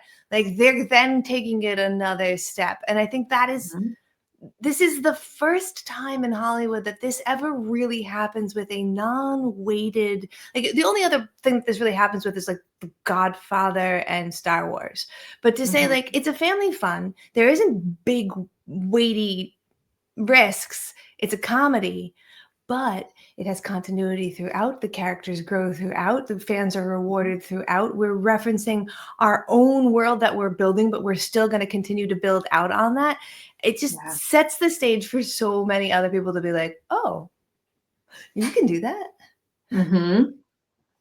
Yeah. Well, at the same time, making fun of sequels with the Jaws 19 poster. You guys, you are really sequel. Personal. I did check, and it is. Sorry. What was your favorite scene? Oh, I do earnestly love the scene at the very, very end. I know it's like just like a couple of seconds, but the frise on my arm when it all comes together and he's looking up and the thing just hits by lightning and it disappears. And there's this like, because it's the first time I had as a kid seen a movie where it wasn't like X, Y, Z. Of course he's going to be okay. He's always okay. He messes up and then he's okay. And like, we only got 5 minutes left. So of course he's going to be okay. Yeah. And he disappears and he doesn't know what to do. And you don't know what to do. And there's nothing like, what could possibly happen? And the car comes up and says his name and the guy reaches in and it's a fucking letter. Like, it was so fucking magical. I really enjoyed that scene. Yeah. Even though they don't respect the paper, it's like it's written in the. It's a literally. It could be in a museum. It's super important, and it's raining out, and that guy has an umbrella, but you guys are just like out there letting it get all super letting wet. Like the drops fall on the ink, and the ink is gonna run, and then you can't read the letter. And yes. So I did have that anxiety as an adult for the first time. As a kid, no problem, but as an adult, I was like, it's a really old paper, and it's probably not indelible ink. And you were like, just go inside let's get in the car. Let's get in the car. I was going to say that I did look it up. And this is the first feature film to ever end with the phrase, and I thought it ended with "to be continued." But that might be a like Nelson Mandela is alive in our world kind of thing. And this is how I know I'm from a different timeline, because this ends with "to be concluded." I noticed that. Yeah. It's very interesting. Actually, the reason why I think it ends with "to be continued" is because despite its original release not having "to be continued" at the end of it in theaters, Back to the Future 1 has had "to be continued" added to the end on DVDs and VHS releases. So that's a like after the fact thing. But this one throws on "to be concluded." And there's actually only a few films that have done that. Like, a lot of films imply that there will be a next one very heavily, like The Matrix 2. I think you kind of knew there was going to be The Matrix 3. But I pulled a list of the non-cartoon, because obviously like Into the Spider-Verse did that. Yeah. Did you see Into the Spider-Verse? I did. Enjoy it? I did. Didn't we see that together? Did we? We saw a Spider-Man together. Well, the one thing I do distinctly remember about my experience seeing that is that it ended with the phrase "to be continued" being displayed on the screen, and a little child in front of us started crying because they didn't know what that meant and they'd never seen it before, and I perhaps got too pleased by that. And I was like, you didn't prepare your child correctly. And the parents are like trying to understand, like to explain the concept. And I was like, So I know I'm terrible, just absolutely terrible. So if you don't remember that, then I guess we saw the second part together. There's probably But besides animated ones, the only ones to actually have to be continued at the end of them, they don't actually get sequels. Oh no.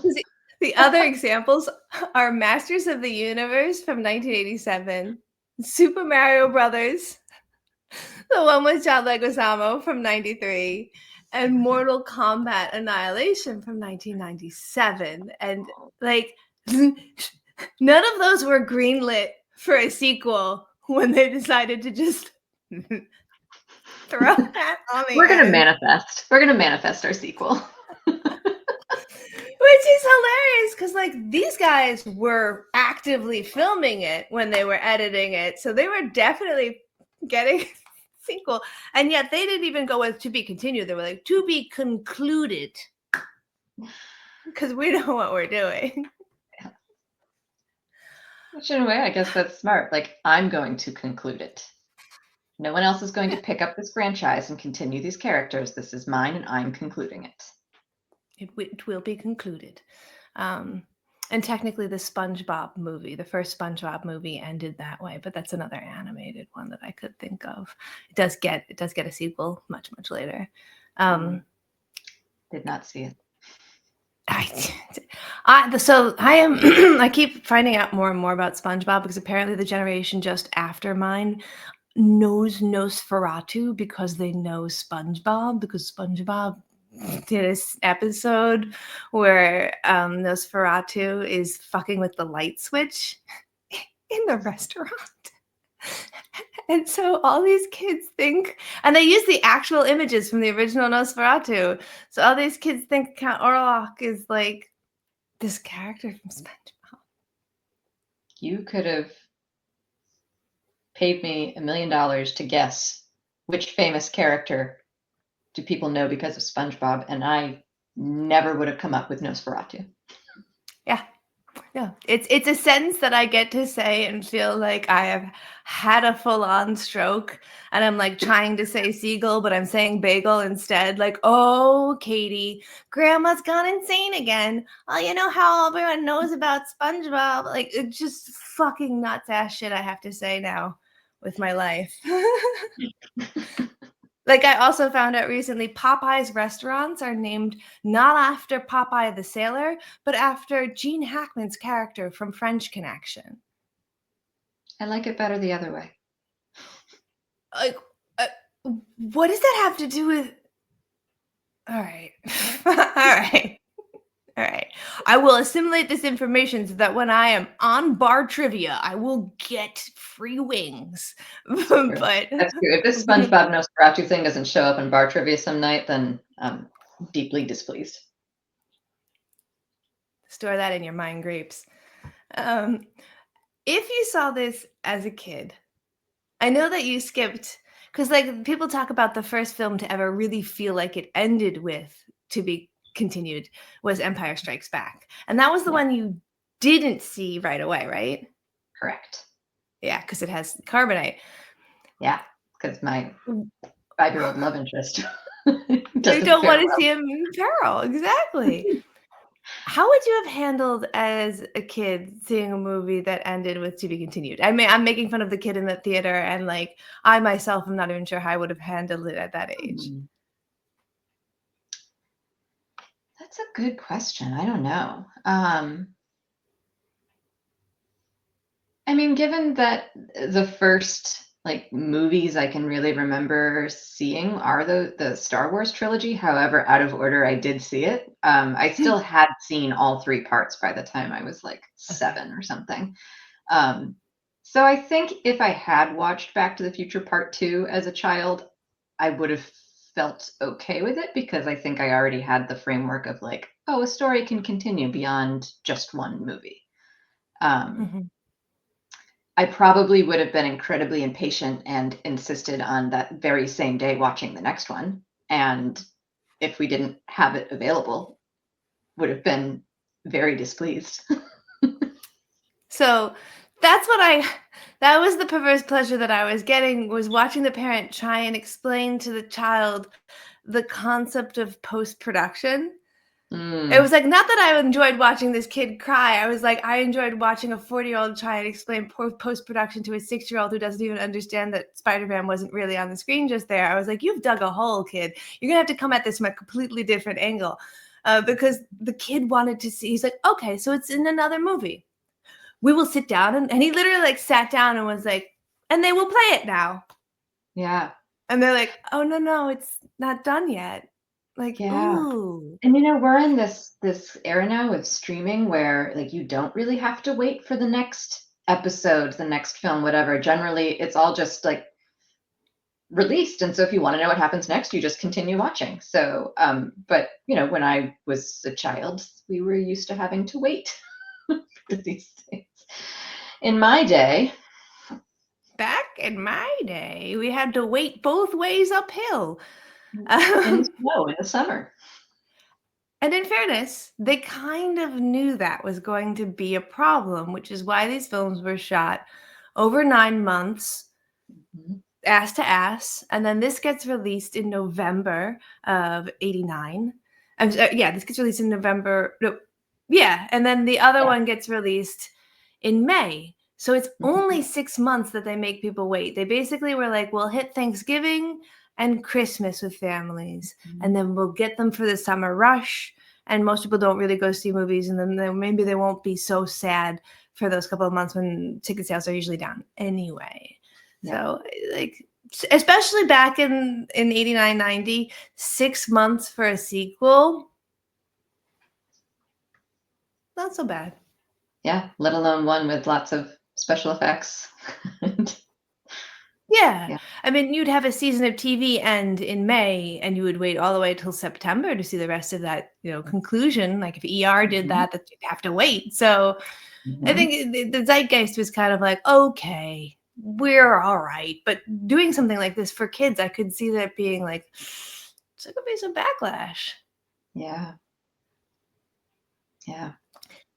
Did you like the inclusion of Einstein? Because in the first one, they just they don't really explain, and it winds up being a little bit like that situation in Futurama where you're like, oh yeah, I guess he does go back and get him eventually, but is that dog just like waiting there for someone who never comes back?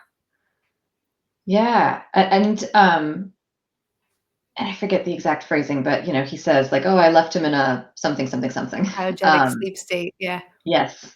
And I bet they probably did that because I would bet that there were kids who wrote in who were like, is Einstein okay? It definitely feels like a lot of 2 is in response to 2 kinds of criticisms that one gets.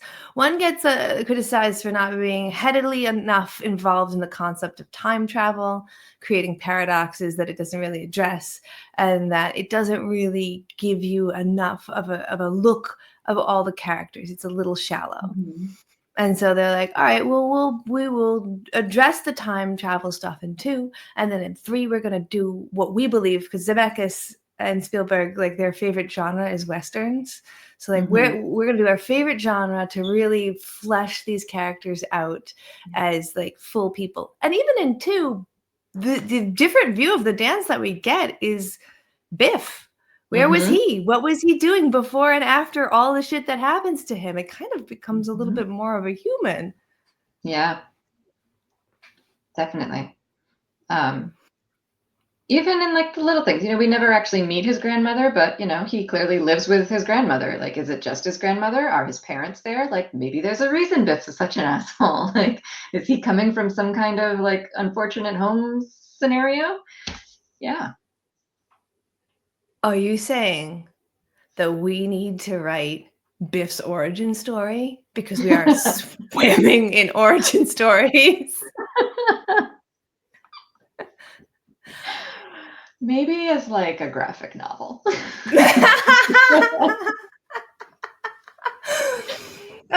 Maybe as a musical, an unexpected musical. I'm sure that would be Yeah. fun.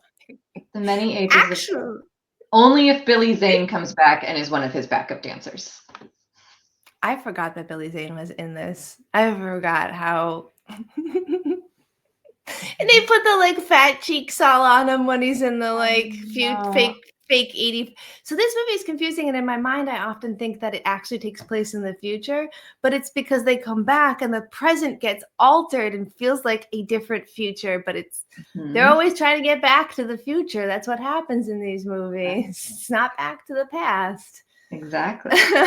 Which, if I thought about it, of course they're not going to spend the whole movie in the future because it's Back to the future. But I was right there with you. I was like, yeah. And then there's the like casino. And I was like, actually, the casino is in the 80s when he takes over and goes crazy. And that really felt like Trump Tower. That really, really. Oh, it absolutely was. That was, I mean, in the, 80s, 90s, Trump was like a walking human jingle because he was so bankrupt that he would just put his name on anything and everything if it would make him $1. And yeah, it was absolutely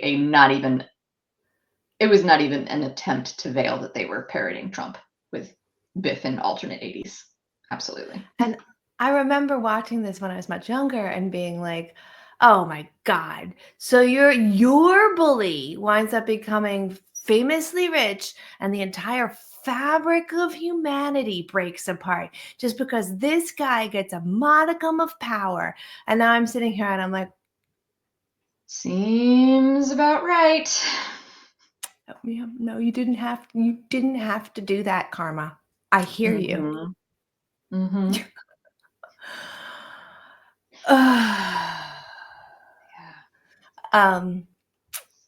So I got lost in that thought. It's just it's so rough. It's such a rough realization as you're watching it. You're like, oh no, oh God.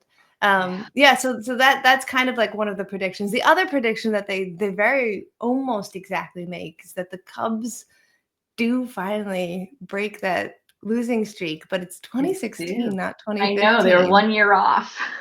Like, that's a little creepy, guys. And then some of the tech, I was like, flat screen TVs. The idea that all the kids something with your thumbprint.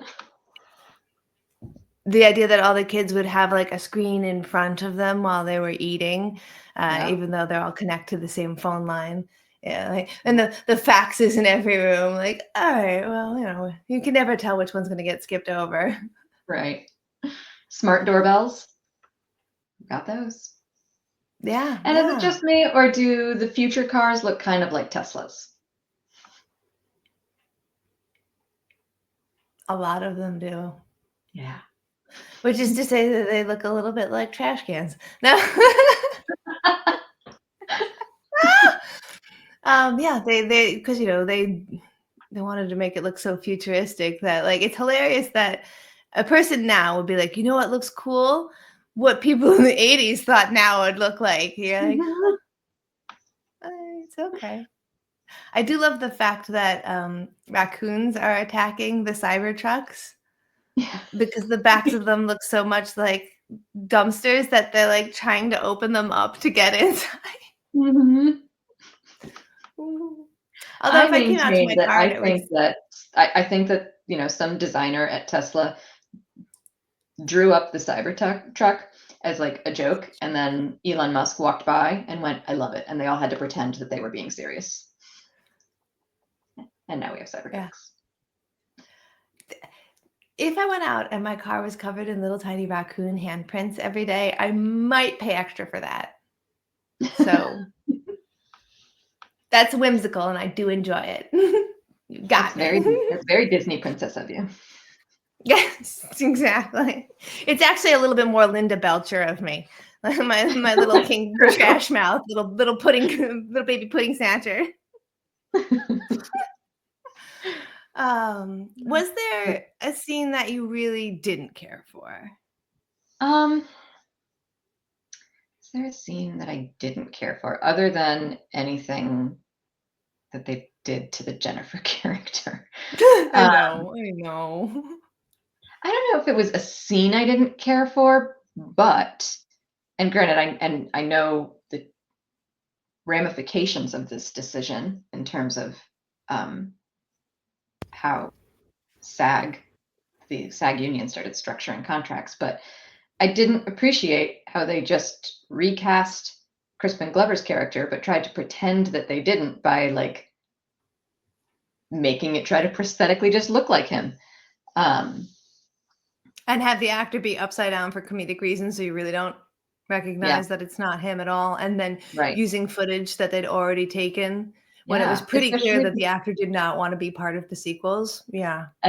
As opposed, well, the thing is, he did. They just weren't paying him what he like. They were lowballing his offer, and so he was like, "No, I'm not going to take that." But you've clearly already got this movie where you've established that you can recast a primary character, and the audience will go with you on it. So there was no reason. It felt petty, the treatment. Yeah, that's what I mean about like he didn't want to be included in this way. Yeah. He'd set up his requirements for being included, and you weren't willing to meet those requirements, so you don't get to pretend he's still in here. But you are right. This is the beginning of the like Roseanne having a second Becky, and although I guess they did it in Bewitched, they replaced the husband without anyone noticing.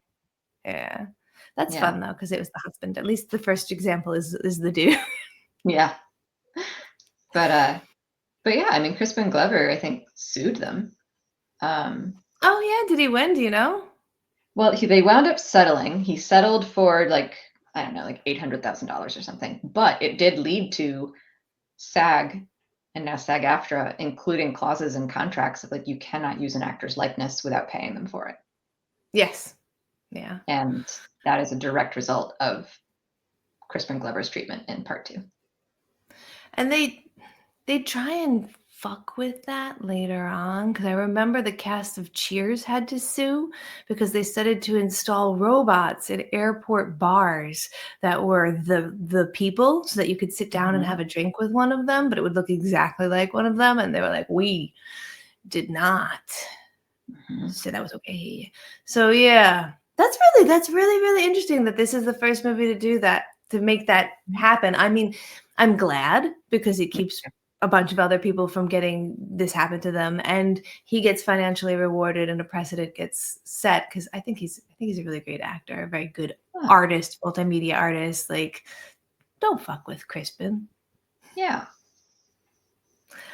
When he played the antagonist in Gods and Monsters, I thought that was perfect. Did you see him in that? I didn't see that. What did I see? The one where he's got all the rats. Oh, it's the name of the character that he plays. Is the name of that Wilbur? Wilbur, thank you. Yes, I was like Wilmer. No, it's close. So close. Yeah. He's now in the part of his life where he's not really acting as much as like he's crazy. And if you need somebody to be crazy, you can book him.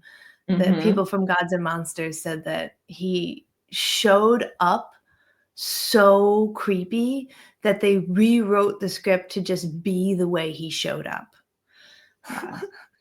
They're like, he showed up on a bicycle. He bicycled into the audition with this little outfit, and we were just like, stop, you got it. Just don't even say the lines. You know what? Whatever you want to say, we're taping. Yep. So yeah, leave that guy alone. That's so fascinating. I love that. Yeah. And another interview that I saw relatively recently was with Leah Thompson, and she was saying that, she's of course very grateful for the Back to the Future trilogy because it made her career, but it also made her hard to book because people so firmly identified her as this one character because the movies got so popular.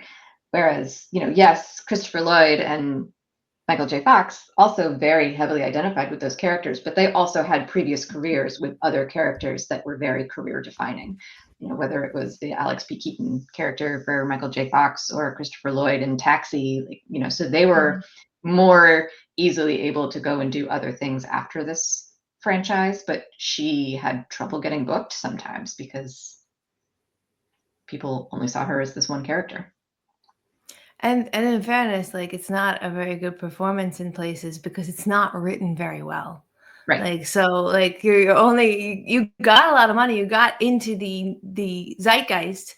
People in the American households know your name, but it's hard to parlay that into something meaningful, Yeah. specifically for female actresses. Like that is.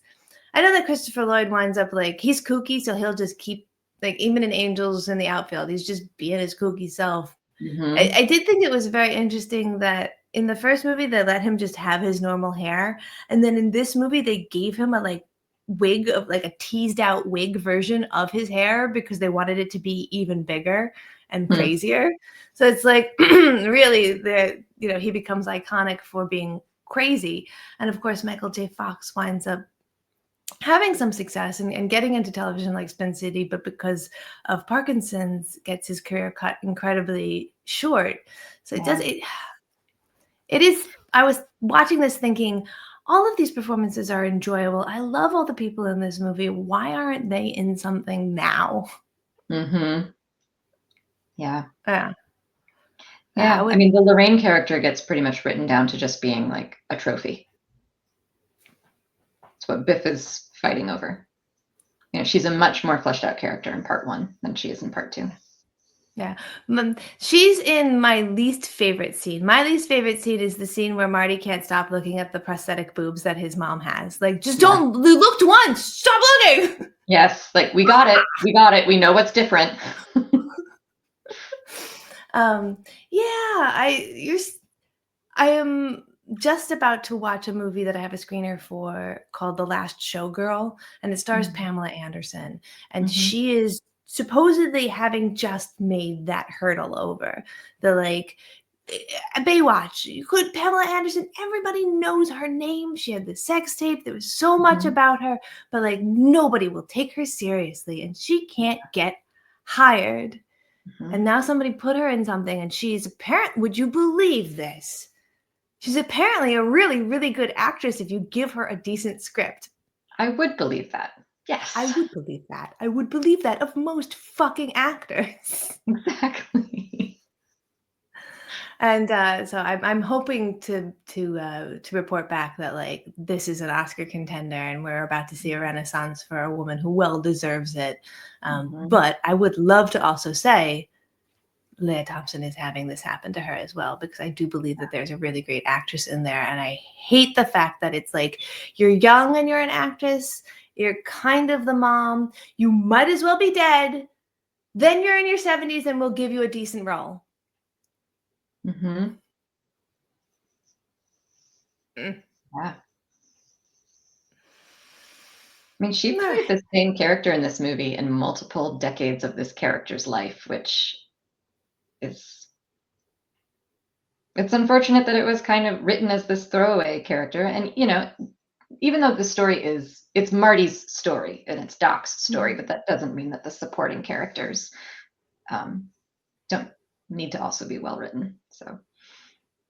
No. And I think that if you look at other films in the time period, you can't even really say that like, it was the time period, because if I'm even thinking about Star Wars, like the ancillary characters are written pretty well. Princess Leia has has importance, has agency. So I can't really say like, that's how they wrote women back in the. It's just that like they knew they didn't really have to bother. Right. Yeah. That being said, as we approach the end of this interview here, I do want to cover one more thing, and then I want to ask you some questions, which is that like I'm always going to be the friend who wants to talk about the sound design for every movie, even though I feel like most people I want to talk to about the sound design are like, it had sounds in it. I heard noises in it. There's a lot of Foley that they used in here that was really interesting to create sounds for things that didn't exist yet. And I'm kind of like, okay, how do you know what a flying DeLorean or car is going to sound like? There's no precedent. Yeah. Yeah. That's true. I hadn't really thought of it that way, but hey, I mean, well, we're talking about Star Wars. That's another one with sound design that's become very like iconic. Like I know what a lightsaber sounds like. Well, would you believe it that In Light and Motion did both these films? So it's the same sound design. I There's a would lot of crossover from like Indiana Jones, Star Wars, Back to the Future. The guy who does the music, Alvin Silvestri, very famously has done a lot of Robert Zemeckis' stuff. And you're like, oh yeah, of course, of course, of course. He also did the music for Mac and Me. Are you familiar with this film? No. It's such a bad film. It's like categorically known for being there's one point where they like throw a dummy in a wheelchair off of a cliff that is so well known that every single time Paul Rudd goes on Conan O'Brien, instead of playing the clip for the movie that he's there to promote, he will secretly switch it out and they will play the exact same clip from Mac and Me. And he did it like 13 times over like 8 years. So Alvin Silvestri is the composer to the stories of our childhood, but like also the way that the music comes in and it like sweeps you up and it feels like a part of my childhood, much in the way that all of that music from that time, the Star Wars, Indiana Jones. Like, do you get nostalgia for the soundtrack for this film? Yes, 100%. That theme music that comes in, yes, every time. I will still rock out every time The Power of Love is played somewhere. Yes. Yes. And I feel bad because when you love Huey Lewis a little too much, people are like, "Are you American Psycho?" But like Huey Lewis slaps. Sorry. Yes. All right. My big question. Did you enjoy this film? I did. For all the like things we've talked about where it could have done better, I still definitely enjoyed it. So my fear that it would in some way like tarnish the feelings of like nostalgia and like the way I've cherished the other two movies, no, didn't happen. Do I think it stands on its own as a film? No, I think it needs to be seen at the very least with part one, but probably it needs to be seen with all three.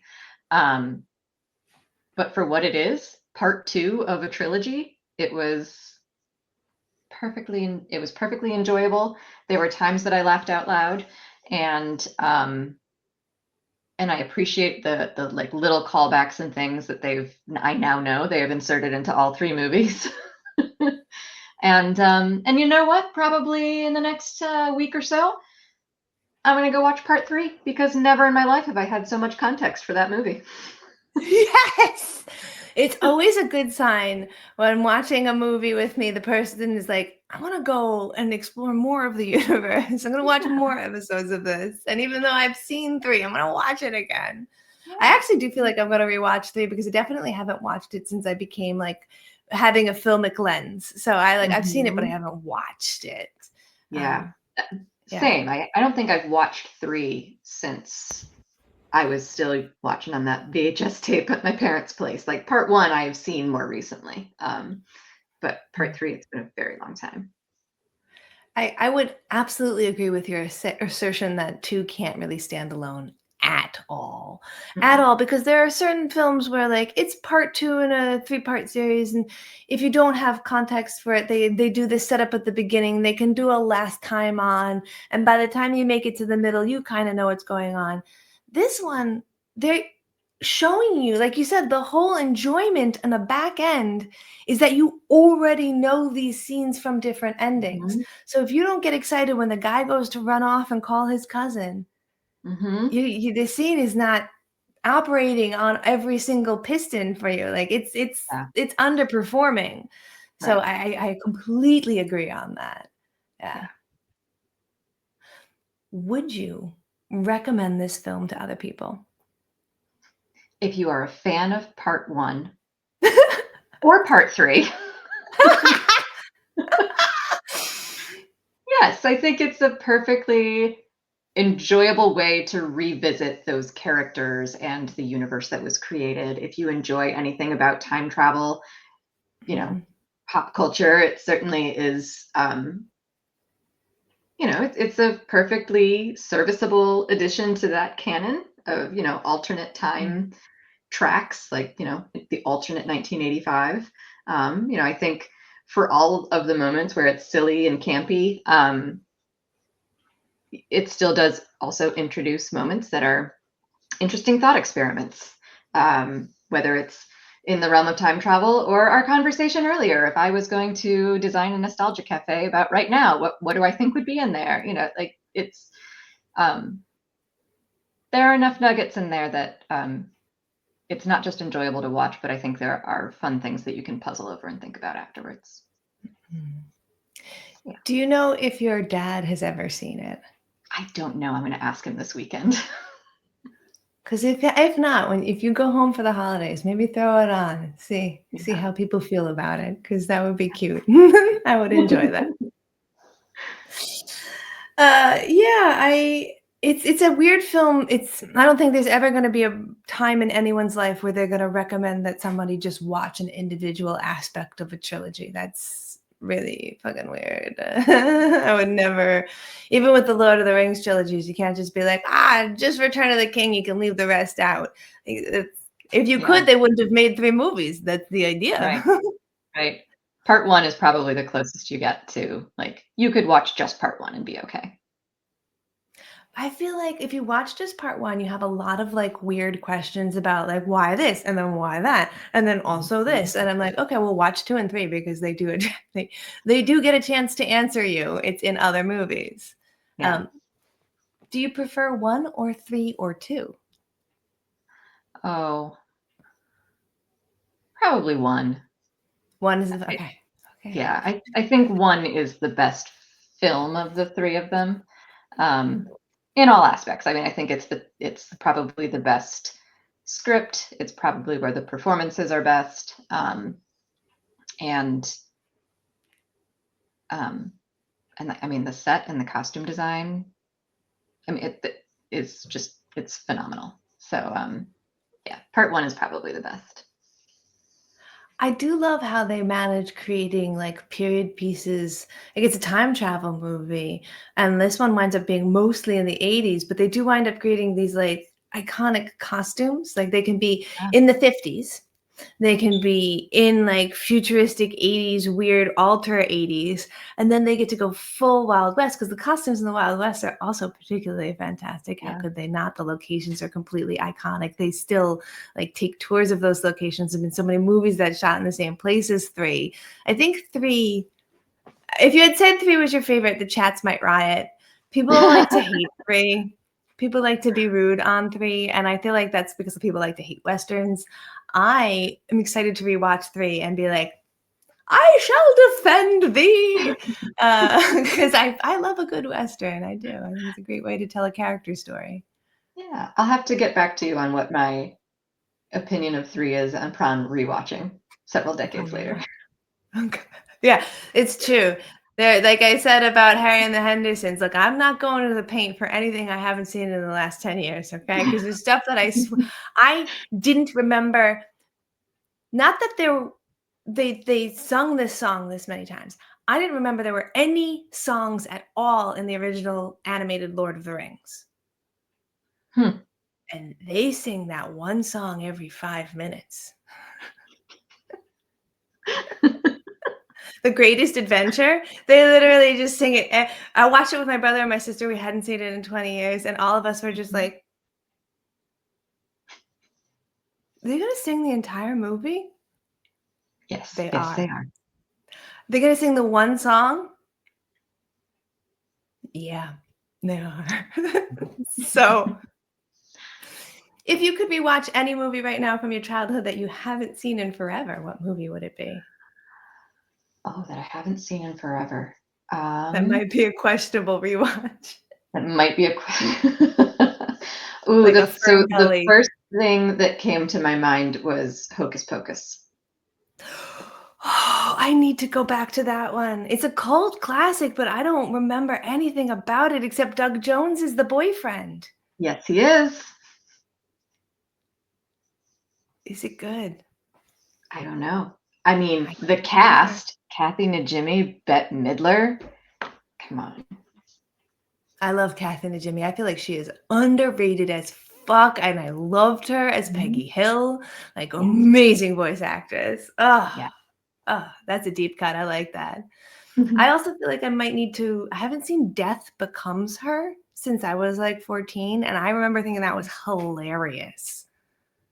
The other one that I would probably rewatch, there was a VHS copy of the movie Mermaids that I was way too young to watch when I watched it, and so my parents took it away. Um, I feel like I want to rewatch that and remind myself why my parents told me I couldn't watch it anymore. Yes, absolutely. That'd be great. Final question. Now, having had this experience, do you regret having watched the movie? I don't. No. No. I think you go in knowing it's gonna be exactly what it is. It's gonna be a good time. It's not trying to, like it's not gonna take itself too seriously, so you as a viewer should not take the experience too seriously. Um, as long as you don't go in expecting award-worthy dramatic performances, there's no Ah, reason to regret watching this movie. yeah, yeah. I mean, don't watch Tenant and then watch this movie. Sure. Time travel is a little bit more intense in that one. Well, I want to say thank you so much for taking a chance and watching this movie when clearly it's been a really long time that you've been avoiding this movie and it might not have gone particularly well. But you're right, it is an easy watch. It's 90 minutes. It's Mhm. actually quite enjoyable. The pacing is great. If I were to give it an out of 5 stars, I would think I would give it the 3.5. It's really enjoyable. Yeah. What about you? Yeah, Same. 3 to Same. 3.5 out of 5, yeah. Nice. I'll bump it up to 3.5 just for the nostalgia factor for me. Just for the nostalgia factor, right? I feel like I would give the entire series that, like, if I'm giving the Back to the Future series, it's a 3.5 for me. It's not like 4 star because it's not the last two don't have like an amazingness about them, but it is kind of amazing. If three Yeah, is the middle, I guess 2.5 is the middle. I feel like it's 3.5. yeah, yeah. If 2 and 3 were as strong a film as part 1, I would for then it. I would for it. I would for it. I Yeah. think part 1 is a 4. Part one is a 4. Part one is a crucial aspect of American cinema, a huge part of the zeitgeist. You're not gonna get jokes in other films. You're just gonna it's like you've never been to McDonald's and you wanna say you're an American. Like, no, you Mhm. gotta watch this movie, guys. You gotta watch one to understand. And yes, he is almost sleeping with his mom. I can't fully explain why that is part of the script, but you're just go with it. Again, you don't take things too seriously, and it's It's fine. fine. It's fine. All right. Thank you so much for being part of this episode. And yeah, Thank you for, bye. filling this spot in my, cinematic history. Yes. This is film school necessities. Ladies and gentlemen, welcome to the Biff Tannen Museum, dedicated to Hill Valley's #1 citizen and America's greatest living folk hero, the one and only Biff Tannen. Welcome to the part of the show that I call corrections and omissions because that's what it's called. And it features corrections and omissions from the episode because sometimes you don't have time to go into everything. And sometimes you say the wrong thing. You misspeak, you think something to be true, and then we research it a little bit further and we find out that that's not entirely the whole case. It should also probably be called And Deeper Dives, because some of these are just like, I need to go a little bit further because I pulled at this string of a question we didn't have time for. And like I said at the beginning, I had the flu going into this and was getting really sick. And so my mind was, let's say, addled. There were several times where I misspoke and I said that Claudia Wells was replaced by Leah Thompson, and I should have said Elizabeth Shue. I think I confused Leah Thompson and Elizabeth Shue several times while talking, but contextually, I think it's pretty clear what I meant to say. I also said Jean-Pierre Jeunet when it's Jean-Pierre Jeunet. We covered that on our City of Lost Children episode with Movie Night Extravaganza, which I encourage you to go check a look at. It was really, really fun to cover that movie. I do love that one. If you wanted to know how to say Eric Bana, it's like banana, Eric Bana. Or I guess if you say banana, like the little pill people in that movie. But I digress. I also even said In Light and Motion, and it's Industrial Light and Magic. So like, whoo, right off the bat here, let's just go with a bunch of times that I straight up had too much cough medicine. Maybe let's go with that, and just totally botched it, but caught it while doing editing and wanted to let you guys know. And with that in mind, let's just jump right into some deeper dives. What was the episode of Friends that featured Greg Kinnear and Aisha Taylor? They appeared together in the episode titled The One with Ross's Grant, which is season 10, episode 6. Aisha Tyler played Charlie Wheeler, a paleontologist and Ross's ex-girlfriend. Greg Kinnear guest starred as Benjamin Hobart, Charlie's ex-boyfriend, who is also the head of a grant committee Ross applies to. The episode involves some comedic tension as Benjamin still has feelings for Charlie, leading to an awkward situation for Ross. As a fencer, I know why I really love The Princess Bride. And Lisa obviously loves The Princess Bride. That's why it was the movie that she thinks she's seen the most, more than any other movie. But I wanted to just take a moment and really talk about why the fencing in Princess Bride is so noteworthy, and encourage you, if you have not seen it, to do so, because it is really, really worth your time. The swordplay was choreographed by Peter Diamond, a legendary fight coordinator who worked on numerous iconic films. He designed the duel between Inigo Montoya, Mandy Patinkin, and the Man in Black, Cary Elwes, to be both skillful and entertaining. A lot of fencing in films is mostly just entertaining and very little actual accuracy to fencing. I digress. The movements here, though, are really authentic, fast, and fluid, but they still maintain a sense of fun, of playful rivalry that keeps the audience engaged, but keeps those of us who actually know how to fence from ripping our goddamn hair out. Both Mandy Patinkin and Cary Elwes underwent extensive sword fighting training for the film. Elwes, in particular, worked with fight coordinator Bob Anderson, who had also worked on Star Wars and The Lord of the Rings. And Patinkin, who had some fencing experience, trained rigorously to perfect his already established technique. Their commitment to learning the art of fencing contributed to the realistic and engaging quality of the fights. Yeah, the actors actually knowing how to fence. Surprise, guys, that kind of matters. And, of course, the director, Rob Reiner, and the cinematographer, Adrian Bidel, add to the excitement by framing the fencing in such a way that is accessible for the audience so that they can fully appreciate the skill that is on display, whether or not they know that it's accurate. And it is, of course, that's what I keep saying here. They used close-ups and medium shots and wide angles during the duel to let us follow the action, but also emphasize the stakes and the conflicts. Together, these elements create a fencing scene that is not only technically impressive, but emotionally engaging. It's one of the standout moments in The Princess Bride, and for me, I think it's why this movie endures and has become such a beloved part of film history. Did they recast the role of Jennifer, played originally by Claudia Wells, in 2 and 3 because the actress was too tall to star opposite Michael J. Fox? No, that's just a fun myth. I actually looked this up to confirm, and Claudia Wells, the original actress who played Jennifer Parker, Marty McFly's girlfriend, was 5'4", which is exactly the same height as Michael J. Fox, so there wasn't too much of a conflict. Elizabeth Shue was 5'2", so she was in fact shorter, and obviously when they put Michael J. Fox in movies, they constantly had to be worried about the height of the other actress. And I have been in movies before where I've seen them dig a trench so that the actress would be shorter than the male counterpart for walking scenes. Anyway, in Back to the Future, though, the recast for Jennifer Parker did not actually happen because of height concerns. It happened due to personal reasons.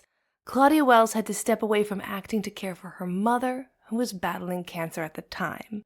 She was replaced by Elizabeth Shue for parts 2 and 3, as we know. And like we said, they reshot stuff from part 1 to make it look like she was in that because she was actually a little bit shorter, just to make sure that the continuity really stuck, because they were sticklers for that. But just a little correction there for what we said in part 1. I couldn't remember the name of the actor who plays Coach Beard in Ted Lasso, and I just want to throw this out here because they're really phenomenal. They're also a co-creator and writer of the show. That's Brendan Hunt. Really smart fellow and made it very far on Celebrity Jeopardy, which is a favorite show of mine, and I encourage you to check it out. What was the name of the horrible but kind of good time travel movie I recommended in part 1 but could not remember the name of? It was not, in fact, Time Cave, but I'm going to let you know it wasn't much better. It was Time Trap. It's a 2017 film. You can watch it on Netflix. The tagline for it, or the description for it, is: a professor enters a cave and goes missing. Some of his students come looking for him and get trapped in the cave as well. Really, it's so extra that, like, I can't. If you're really in for a great bad movie and you love time travel and you love time movies, this has got everything in it. I suggest that you check it out if you only like movies that are worthwhile and good. I don't mean to make fun of you. This movie is terrible. Don't watch it. But it's also great, so maybe do watch it. If you add up all of the runtimes of all 3 Back to the Future movies, is it longer than the runtime of Martin Scorsese's The Irishman? Here's the breakdown of the runtimes for all 3 Back to the Future movies. Back to the Future, 1985, the first one, 1 hour, 56 minutes, or 116 minutes. Back to the Future 2, 1989, 1 hour, 48 minutes, or 108 minutes. Back to the Future 3, 1990, 1 hour, 58 minutes, or 118 minutes. Adding all these together, 116 plus 108 plus 118 equals 342 minutes. Converting 342 minutes into hours, 342 divided by 60 equals 5 hours and 42 minutes. So, watching all 3 movies back to back would take longer than the runtime of the 2019 Scorsese film The Irishman, which has a runtime of 3 hours and 29 minutes, or 209 minutes. Fun fact, if there were one movie that was not like an experimental Swedish film or something where it's like, oh, we watched a clock for 24 hours in real time, not an exaggeration, the movie Cleopatra, 1963, with Elizabeth Taylor, the director's cut is 5 hours and 20 minutes long, so that is only like 22 minutes short of being longer than all 3 of the Back to Future movies put together. What is the first TV show or film to recast the actor playing a main character without addressing it in the narrative? In Bewitched, Elizabeth Montgomery played the lead role of Samantha Stevens, a witch who married a mortal man named Darren. However, in 1966, after the 5th season, Dick York, who played Darren Stevens, had to leave the show due to health issues, much like we had our Jennifer switch out. He had been suffering from a back injury, and he just couldn't keep doing the show. They did not address Darren's recasting directly in the plot. Instead, Dick Sargent was brought in to play the role of Darren for the final 3 seasons. The character of Darren was portrayed as the same person, with no mention of the change in the actor or the fact that they didn't look at all the same. But the show just carried on as usual with no explanation or acknowledgement of the switch. This was considered a very bold move for the time, as it was the first instance where a main character was recast without the show explaining the change to the audience and making it a seamless transition into the storyline. And like we said in the episode, you would see that happen later on in shows like Roseanne or many like soap operas and things like that. But this was the first time it happened in television. Now, the first time that this happens in film is actually not too shortly thereafter. It's 1969. The first significant recasting of a main character in a movie franchise without addressing the change directly occurs in the James Bond series. Sean Connery obviously originally portrayed the iconic British spy in Dr. No from 1962 and several subsequent films. However, after You Only Live Twice, 1967, Connery decided to step down from the role, and George Lazenby was cast as Bond for On Her Majesty's Secret Service in 1969. The movie did not acknowledge the change in appearance or the new actor. Bond was simply portrayed as the same character by a different actor. After On Her Majesty's Secret Service, Connery returned for Diamonds Are Forever in 1971. And this just further cemented the franchise's handling of the recasting without addressing that change in the narrative at all. It becomes what we know James Bond to be. Every couple of years, they switch it out. I do want to note here that the first time you actually see a recast of the lead character in a television show or film or anything does also happen in 1966 with another show. So I want to say that Bewitched is the first time it happens where they don't let the audience in on it. It's not part of the narrative. It's just a different actor because, boom, actors are actors and this is a show. In 1966, though, the first television show to officially recast its lead character and continue on with the show as if the character was still the same is the British television show Doctor Who. Originally starring William Hartnell as the Doctor, a Time Lord from the planet Gallifrey who travels through time and space. However, due to, again, health issues, Hartnell had to leave the show, but the show was so popular it was going to continue on without him. Instead of writing the character out or creating a new one, the producers introduced the concept of regeneration. And so, in 1966, during the serial The 10th Planet, the first Doctor, Hartnell, regenerates into the second Doctor, portrayed by Patrick Troughton, and the idea of regeneration gets born. This allows the Doctors to change their physical appearance and personality when facing death or serious injury. It provides a creative way to keep the same character while recasting the actor, and becomes canon for the show, which is still going to this day.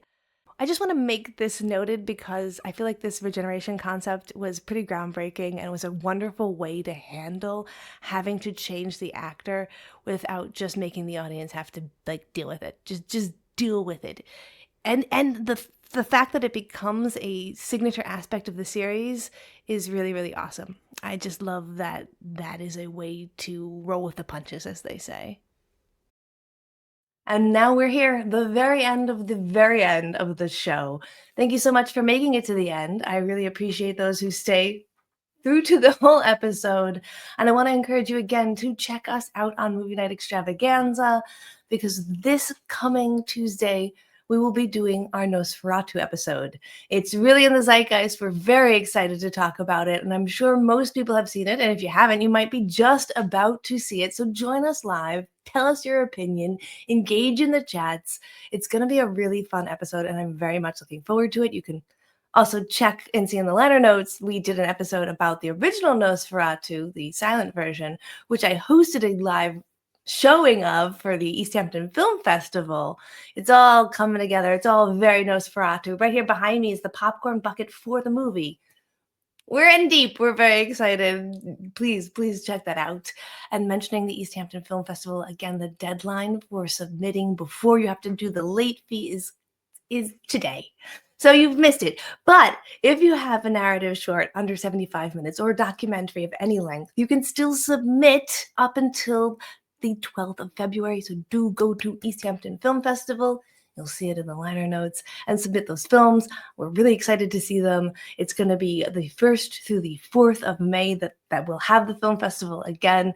It keeps getting bigger every year, and I am so excited to see how this year gets exponentially bigger again. That's it for now. Of course, if you are new to this channel, please like and subscribe.